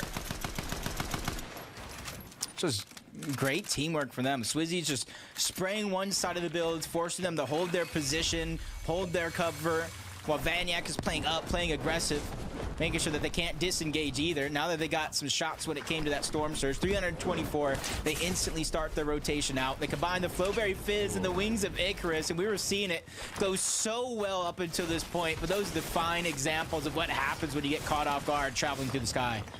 A lot of materials have been forced to be used now. They will be able to recuperate what they lost, but might lead to a earlier refresh. Walks Pixie, though. Also got themselves in a little bit of an engagement, but it looks like they might have just been the duo that came out on top. Nice little knock came through. And Walks and Pixie continuing now still below. And they spotted out Cammy, Seti over on the side, and it's almost an isolated fight. There is a couple of teams positioned just high up on that hill, but that's not going to stop Walks and Pixie because they have no other choice. Their hand is being forced by Storm Surge, a blessing for Seti and Cammy because they're well above, and with a couple of shots, with a couple of tags from Storm Surge, they are huge leaders here in this one particular fight. Oh, nice shots landed by Seti and Cammy to drop down Pixie. Now 344 above. Quick little refresh on a bit of the loot and materials. Walks left alone. Are they going to continue to apply that pressure, though? He's still getting ticked by Surge. They're going to hear the crack come through, knowing that he's low. But so far, they're just taking shots from afar. No push coming through yet.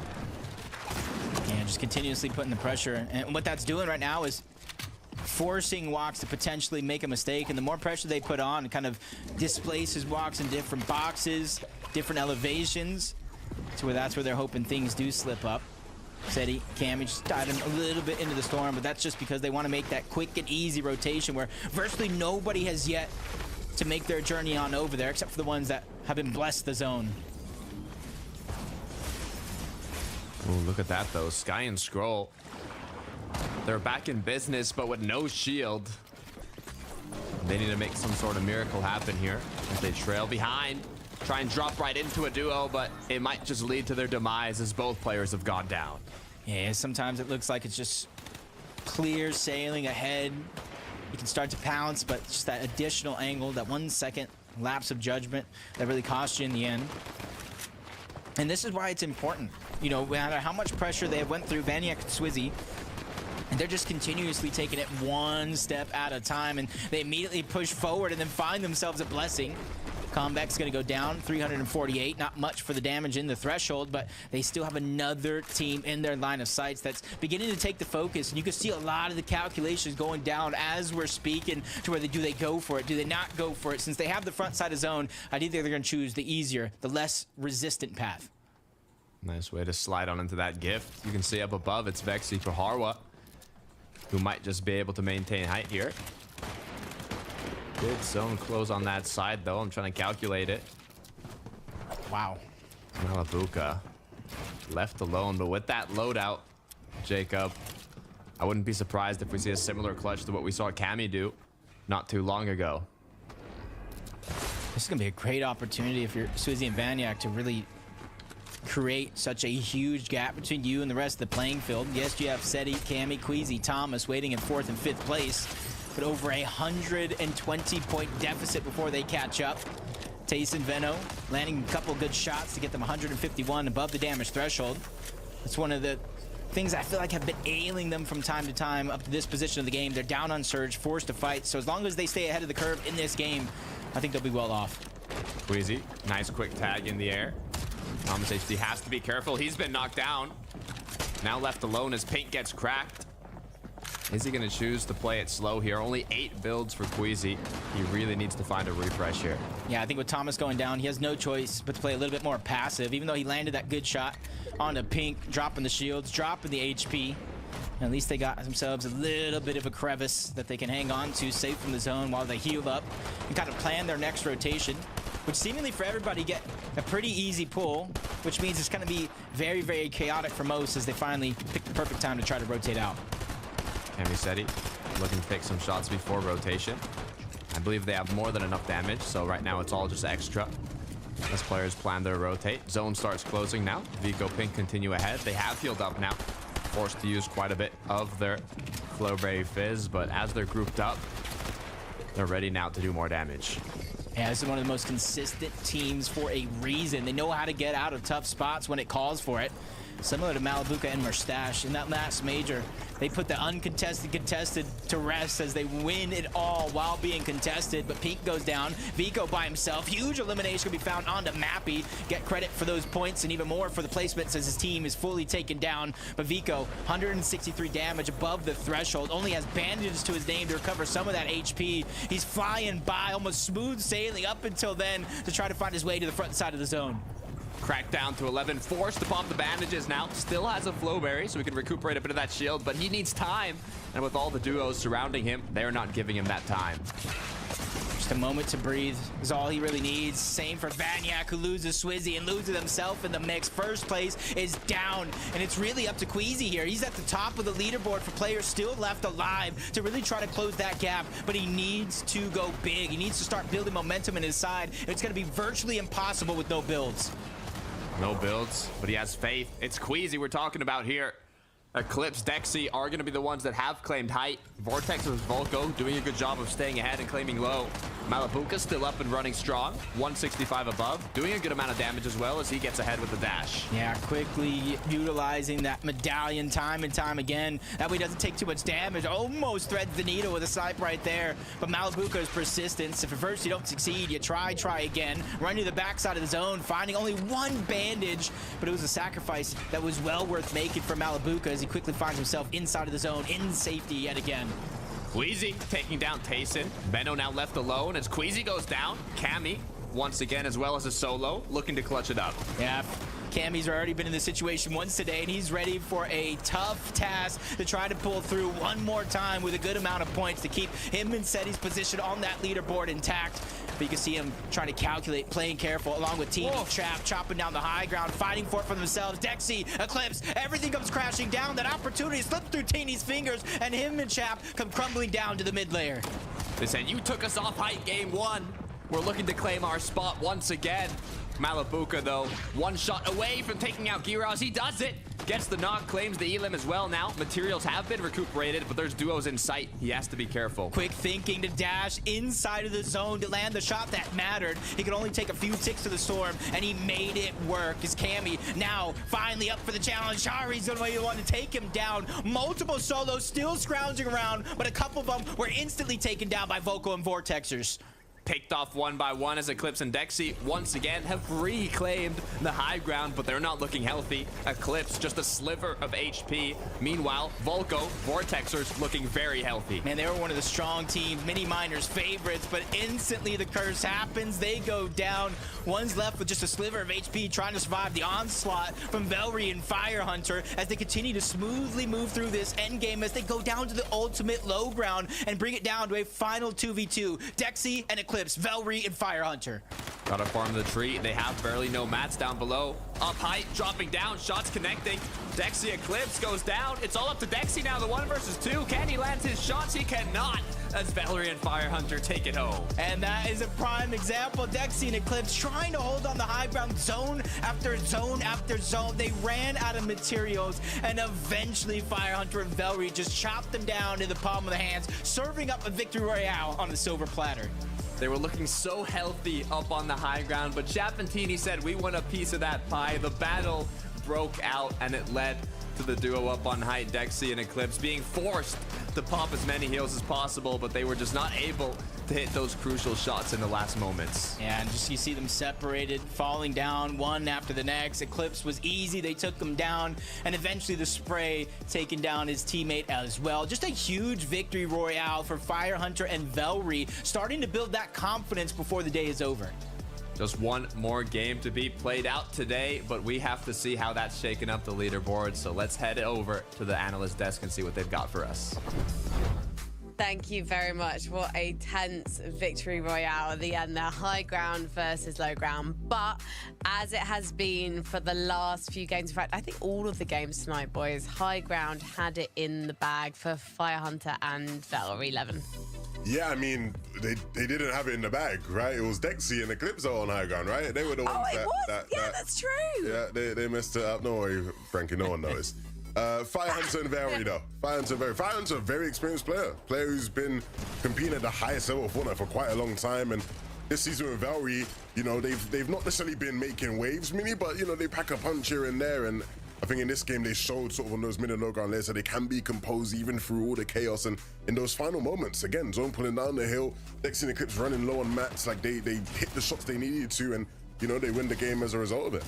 Yeah, I was looking back at some of their placements, and they really haven't had the best season at all. I was looking back, I don't think they've actually earned together this season before. Now, obviously, in grand finals, their best placement, I think, 8th in the qualifier 2 round 4. So it hasn't been their starring season, let's just say. Of course, they play with different partners last season, but it's nice to see them kind of coming out of their shell a little bit here in the grand finals. I think they're a team that kind of have a lot to do in terms of Storm Surge with their drop spot, like kind of landing in the middle of nowhere, no man's land almost between sort of Grimgate and the Lavish Lair area. So I'm not sure how that's working out for them. Maybe not so much, but clearly got so much talent, particularly from that low ground. They played it really well. It's really interesting to see Dexing Eclipse asserting themselves on the high ground to get that second place. I'm going to get it right this time, boys, and everyone watching, I will try. Been a long evening, very hot in here. So I'm wondering why they were able to hold it on for so long. Was it the fact that the usual duos who would take that position were left solo early in the game, Levin? Yeah, there were a bunch of sort of those top big hitting hype players who just didn't have enough in the tank come end game, and Dexy and Eclipse are a team we know can do it, right? In the semi-finals, right? The famous game where Dexy called, hey, look, we're winning game 3, and they do it. We know they can play from high. They did it when they won that game in semis, and so again, wasn't too surprised to see them up there. The big thing though with them being up there was that they played it for so long with just bare minimum mats. Like they were up there for a while with nothing, and that's a credit to them that they were able to hold on. Maybe you look at the rest of the lobby and go, come on, somebody should have looked up and then figured out that those guys had nothing to work with. But at the end of the day, you can't complain. You take the second place.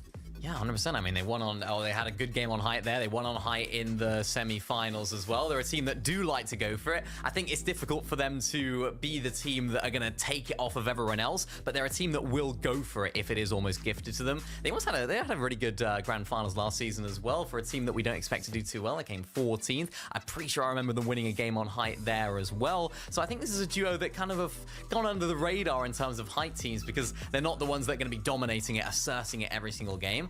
But as I said, I think they definitely can do it when they get given it, and they're a team that can hold it well. Can I mention a duo I feel like have gone under the radar so far, even though they're not really under the radar because they won the first major? It's Mersash and Malibuka, boys. Because I was impressed. I think Malibuka clutched 5th position in that last game as a solo. I don't know how it's done for them. In fact, we can actually see what it's done for them. It's taken them up 7 places to 9th place. So maybe we're going to see a day 2 or even a game 6 comeback for this Duo 11. I mean, yeah, it's like I said last game, they will have pop-off games. And especially come tomorrow where those pop-off games are even more valuable, they will just fly up the leaderboards. It's one of those things with Malibuka and Mustache. I think the benefit for them is, yes, sure, there might be concerns of what happens day 2 and more teams sort of try contest. They've not really struggled being contested today at Grimgate the way they did at some points in the semis, right? They seem to be handing people being there with relative ease. So again, I think if they can start to figure out the surge problems, which I'm sure they will as the games progress, there's no doubt in my mind that they will have potential to have more of these big moments, whether they be clutches or big duo games where they pop off together. Yeah, and I think, honestly, if they do manage to get that Grimgate coin and that Grimgate shotgun tomorrow, I think it plays into their favor. Teams being a little bit more aggressive, trying to come to them for this damage because they're such a good fighting team, and I think they just struggled so far this season, as we're seeing a little bit today, particularly in the first half of the day, just to go out and find that Storm Surge themselves. It's always going to be beneficial if it comes to them. Also, another duo that seemed to benefit from our 2nd and 3rd place, Cringe and Noms and Javiul and Relvis going down early, was quite possibly Chapantini. They've gone up so many places. They're actually on the 1st page now. Meanwhile, Vico and Ping are continuing to struggle, unfortunately. Snazy and Polestar also maybe lacking in some consistency. For you, though, looking at this this leaderboard, Minnie, which name is surprising you for all the right or wrong reasons? I think Swizzy and Vanya. I think their consistency just throughout the entire day so far has been really, really impressive. Of course, we saw them get that win. We saw them get 2 wins, of course, as well, right, today. So it's like, this is a team that I think are just exceeding all of my expectations. I spoke about them at the beginning of the show after the game 1. I was like, this is a very good fighting team. Are they going to be able to continue that momentum with the zones, with all the different spanners that could be thrown in the works? And they are answering all of those questions. They are playing absolutely out of their mind right now. And I'm just intrigued to see if they can go the distance. Can they go all 12 games? Well, we've only got time for one more game tonight, Mini Miner. I'm afraid you're going to have to hold your horses because the second 6 slots of games that you're clearly begging for will be taking place tomorrow. So let's kick off the final game of day number 1 with Takata and Jacob. I cannot believe this is already the final game of the day. I have so much energy, Takata. I can even do 6 more already here today. Let's just finish out the grand finals. But honestly, this is going to be a good refresher. No matter what happens here in game 6, all of these teams get the rest of the day off. They can VOD review, they can fix the mistakes, or they can kind of expand on a lot of the successes they've had today. that's the crucial part, right? Seeing kind of what you can change up in that little time frame you have between today and tomorrow. We talked about it earlier. Tomorrow there's a point multiplier, so the duos competing will get more points just from elims and placements. But the battle bus is ready. Let's get into the last game of the day.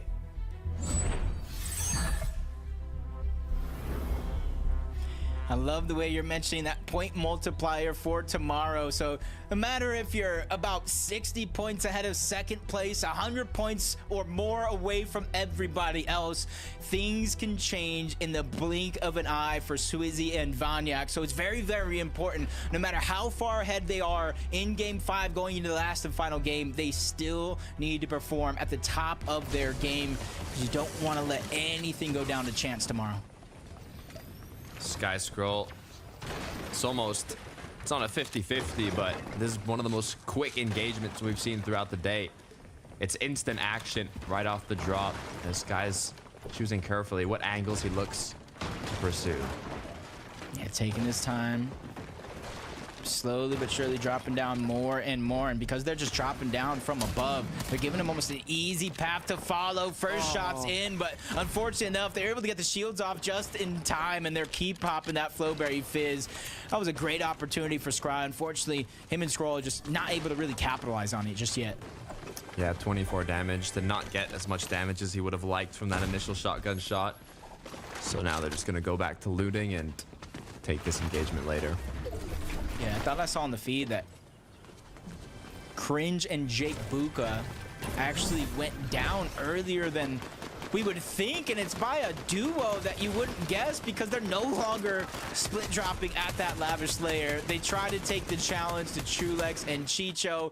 Unfortunately enough, it's going to be the same fate, and a big start for Trulex and Chicho. They shut them down quickly. Actually, last game we talked about it. You know, when you keep getting elimed off spawn, how long is it going to take until you try and switch it up? Looks like 5 games was the number for that. In the 6th game, they decided to change it, but did not go their way. Good news is now they'll have a bit more time to kind of pick their right path for tomorrow. But Chicho and Trulex, they might not be done yet. Not just yet, but we might not even see the Thunderbolt of Zeus in the distance.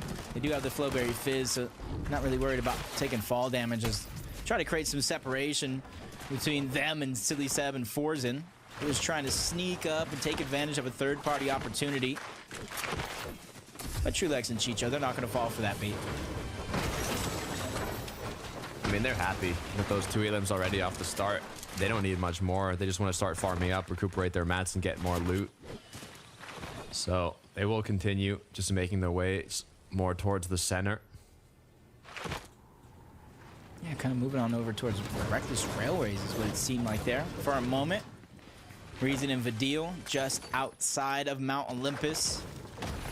Kind of see their inventory as well. Not necessarily the most heals in the world, but they're definitely setting themselves up where they can kind of contest the bunker like we've seen them in some of the earlier games going up against Queasy and Thomas.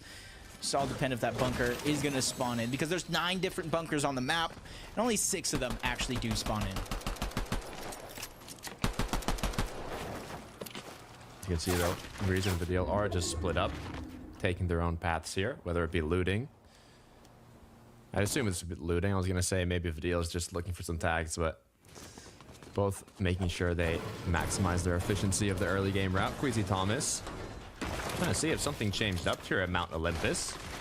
I don't see any elims on Queasy Thomas. I see 1 duo, but I wonder if the other one switched locations. I feel like a couple of those early games have really forced a huge thought process around a lot of the duos landing towards Mount Olympus. How important is it to really kind of 50-50 fight it all out right out of the gates, especially in game 6 where you see yourself on the leaderboard and it might not be where you want it to be or even expected. So you almost want to change up early, a game before tomorrow, and start to plan just something else underneath your sleeve, as Pink and Vico look like to be the aggressors here against Blaha and Konvic. Pink, just a little bit of damage, forced further and further back before he's actually dropped down altogether. Uh-oh, gotta be careful now. Pink forced to make a clutch happen, the 1v2, but he might just be him. Konvic full boxed up now, but Vico can just not land his shots here. He needs to connect if he wants to win the 1 versus 2. Hey, I feel like if anybody's made for something like this, Could be either one of these two teams on the duo. You see the Flowberry Fizz, Legendary Banana. He's just trying to cover as much distance as quickly as he can to try to disengage out of the spot. He could choose to try to continue to go up that mountain. There is a launch pad up there if he can make it towards the other side, but he is just getting tagged up left and right. The Flowberry Fizz, the same thing he's using to try to escape is the same thing that's giving that line of sight on over to Blaha and Combat. Continue to build up, increase that line of sight onto Vico, but it looks like he might have just made it out, and I don't think the pursuit is worth it any longer. Or is he gonna actually take the launch pad? No way, right? No way they chase up that deep into Storm. Just say nah, but... Or do they? We'll find out later on this episode of FNCS. But Marius now. Yep. I like to see them both alive. Yeah, that was what I was gonna say. It's duo partners up, so this is an improvement from the previous matches. Hopefully, though, they can keep that improvement going and pick up a couple elims. It does look like they eyed Zohan and Trash. It's just a matter of, did they see them back? Did they see Marius kind of hunkered down through some of the builds? Whether you see him or not, position is going to be known as he gets tagged up, trying to run away. Trash actually takes so much damage thanks to the backup of Sangild, who drops the shields altogether. And this is where they're going to get the green light to go. Try to box fight this and get the early Storm Surge damage and even some eliminations, but they have to be careful. Third party is closing in on the distance, which doesn't fare well for Marius and Sangild, but as soon as I say it, they saw them just over that cover. Marius trying to back down and get underneath the safety, but he's just so separated from his duo currently. Yeah, he gets cracked as well. Good news is the third party has come to save the day for Marius and Sangild as he gets a bit of time now to recuperate all that shield that he'd lost. Almost found an opportunity, but this has just turned into a 2v2v2. Yeah, just a lot of commotion going down. You really have to pick and choose, and there's even a fourth team, a fifth team entering into the mix, going in this direction. I think Glebshi and Trexer give a huge distraction for Trash and Zohan to just disengage on out. You see Dexy and Eclipse over from Rebel's Roost. They didn't get the damage they wanted off of spawn, so a lot of these teams, as they switch up their strategies, their drop spots, and their overall loot path, is forcing other teams to switch it up as well if they want that same surge. It was almost looking like Turtle Wars, back with the amount of duos that were boxed up with each other fighting. Noms, Deja Vu, I've seen him crouch behind this box before. Is that a piano, you think, box? Either way, actually, it's that sneak attack that he's looking for. Play us a song, Noms. Maybe a couch dresser. Yeah, I was gonna say maybe a couch. Hey, you know, you got to give Noms and Cringe so much credit in the world, because that requires a ton of patience just to be able to sit there, not get overzealous, not just shoot some shots just to shoot some shots, knowing that you're going to get very minimal or maybe even no damage at all. But as soon as they kind of know exactly where their opponent's at, you see Cringe and Noms once again just kind of changing their locations. They don't want their opponents to know exactly where they're attacking from at any moment, and that allows for free shots like that to land. Nice connection, as now Cringe does not want to fully commit. That's all he might just need are a few tags, but with the counter attack coming through, Cringe getting cracked, Noms now gonna be forced to hold off a little longer. Oof. Just the constant separation between the two. It's not costing them a lot, but definitely putting them on the back foot in more of a defensive position, which is not necessarily what we've seen from this duo, especially from their contested drop to start the day. They're one of those teams that they like to get the first shot. They like to start the fight with some damage, and then they kind of go from there.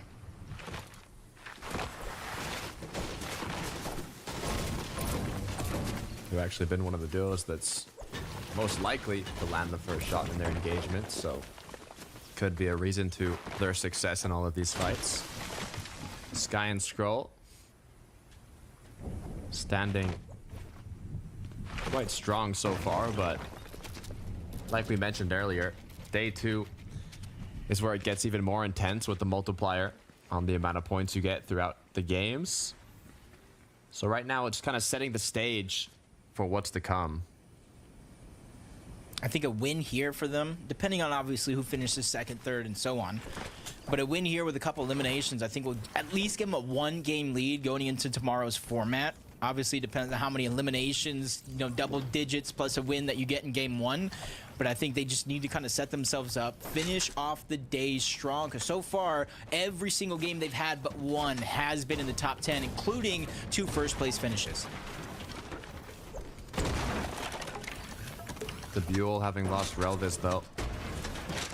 And being so far in zone with the duo close by could lead to danger.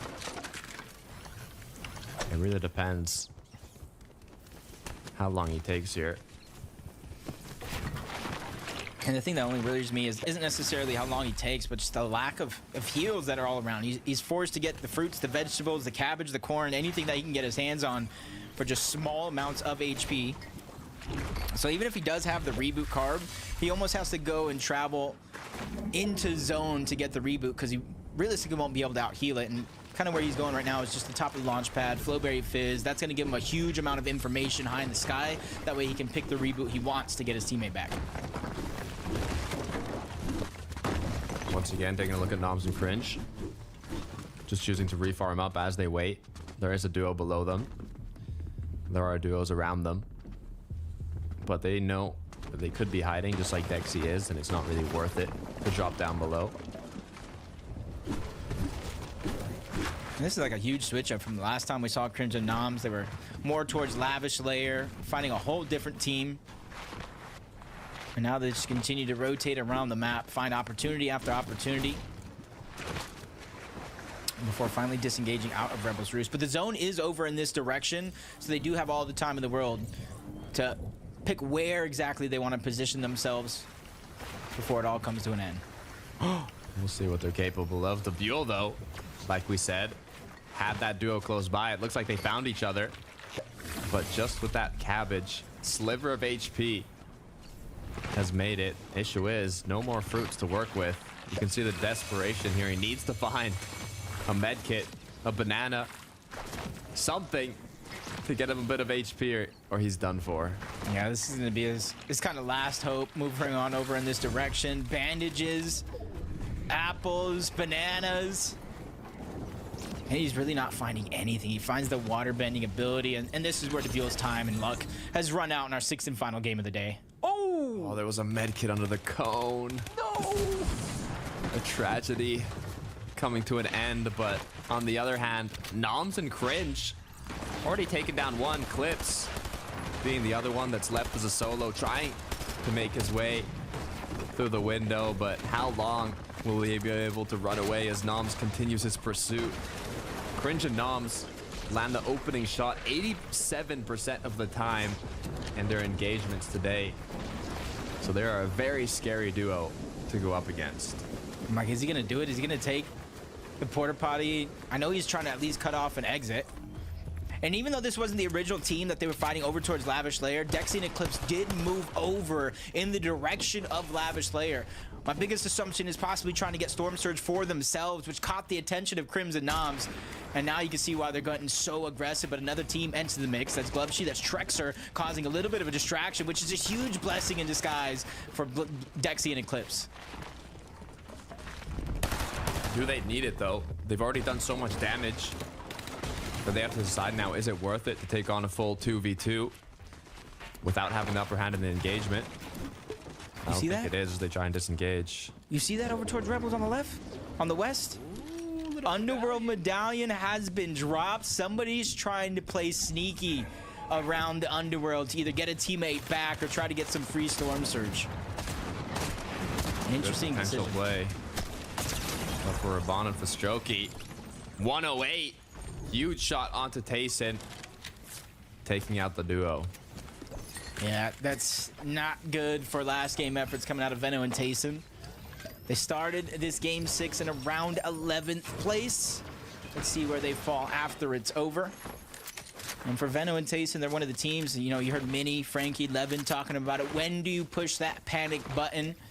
We'll wait to see after this when they break it down and see if now is going to be that moment. With 6 games and a whole different format in terms of point totals. If you come prepared tomorrow, you can really take over the competition by storm, as long as Vaniac and Swizz don't begin to run away with it in the final game. Take it by force, in the words of Taco. Who will be the duo that does it, though? It's Cammy and Seti. We've seen this time and time again throughout the day, kind of taking slower rotations through the zone after already having had secured enough damage to kind of get through those initial zones. So they kind of pick and choose more of a safer rotation and not put themselves in danger beforehand. I think Seti and Cammy kind of known for the slow style gameplay. In the end game, they begin to pick it up where they historically find the majority of their eliminations. As Vaniac and Swizzy just on the edge of the zone, not too far for them to rotate. They're just trying to peek back and see what other players are going to be left behind. They see the reboot coming off. They saw somebody else rotating to probably stop the reboot, so they know it's at least 4 players. Make it 3 now with one of them getting taken down over on that side of the map. Be careful though, Cringe and Noms from crouching to aggression. Might have just caught a player off guard. Eclipse once again left to run away with the shots coming through from the SMG. Now actually deciding to go all the way in Storm. They want to clean this up. Yeah, they have that underworld loot as well. We saw it get dropped on the side of the map. One team's trash is another team's treasure, and with how aggressive Cringe of Noms have been so far on the day today, that Underworld Medallion is going to be a huge pick-me-up, especially in some of those tight spots to where you might not have heals, but a Siphon will do just right.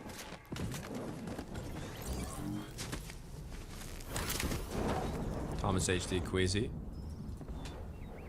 I've been waiting for a big pop-off game from this duo, Jacob. And with the max materials, solid loadout, 215 above, water bending mythic, I just might think this could be the game.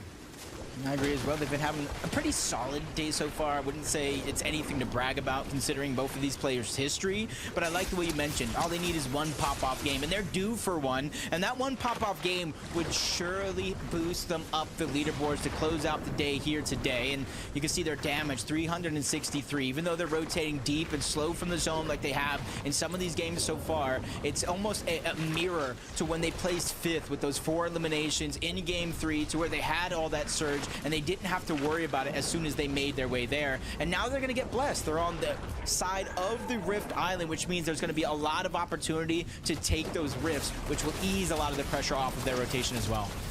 Opportunity, but they also got to be careful with the duos looking back at the zone from the Rift Island. Vaniac, though, has lost Swizzy. Got the 2 eliminations, but with the pressure from the surrounding areas, they're going to have to overbuild here.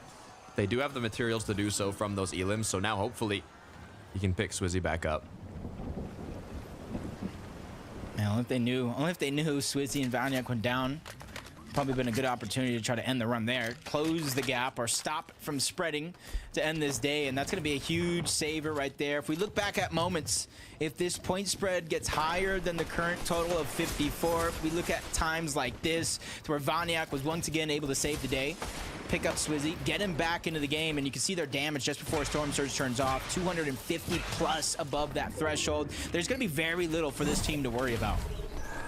Yeah, they have that full Wings of Icarus. So they can continue with these rotations just like you're seeing on the screen here. Vaniac from the replay. Great way to get at both opponents while still having pressure applied from all angles. Yeah, they might have got the Olympus Medallion as well, so they're going to get a little bit of a speed boost. Kind of help them, or at least one of them is. We'll kind of see who has it here in a moment. But the Wings of Icarus going to be the ones coming out. Oh, a nice little hip fire there with the Zeus Mythic DMR. Kind of helping them a ton when it comes to that Storm Surge because they have fallen just above 100. And you can see how active they're getting, finding the opportunities. They're going up, down when it comes to that threshold. Range Noms going to continue following Karmi and his duo into zone here. They are 28 below, so they can use this as an opportunity to potentially do a bit of damage onto them. Karmi has been knocked. That's an opportunity right there. Finish off the knock. There it is. From 72 below to 1 above.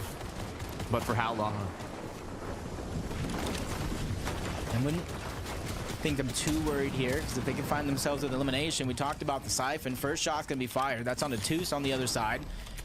I think Cringe and Noms, they're just trying to back down their opponents, give themselves a couple seconds to stabilize their position, get the heals back on up before they assess their situation on this next rotation. They have a very, very far pull, one of the max here in the lobby, but they're not done just yet.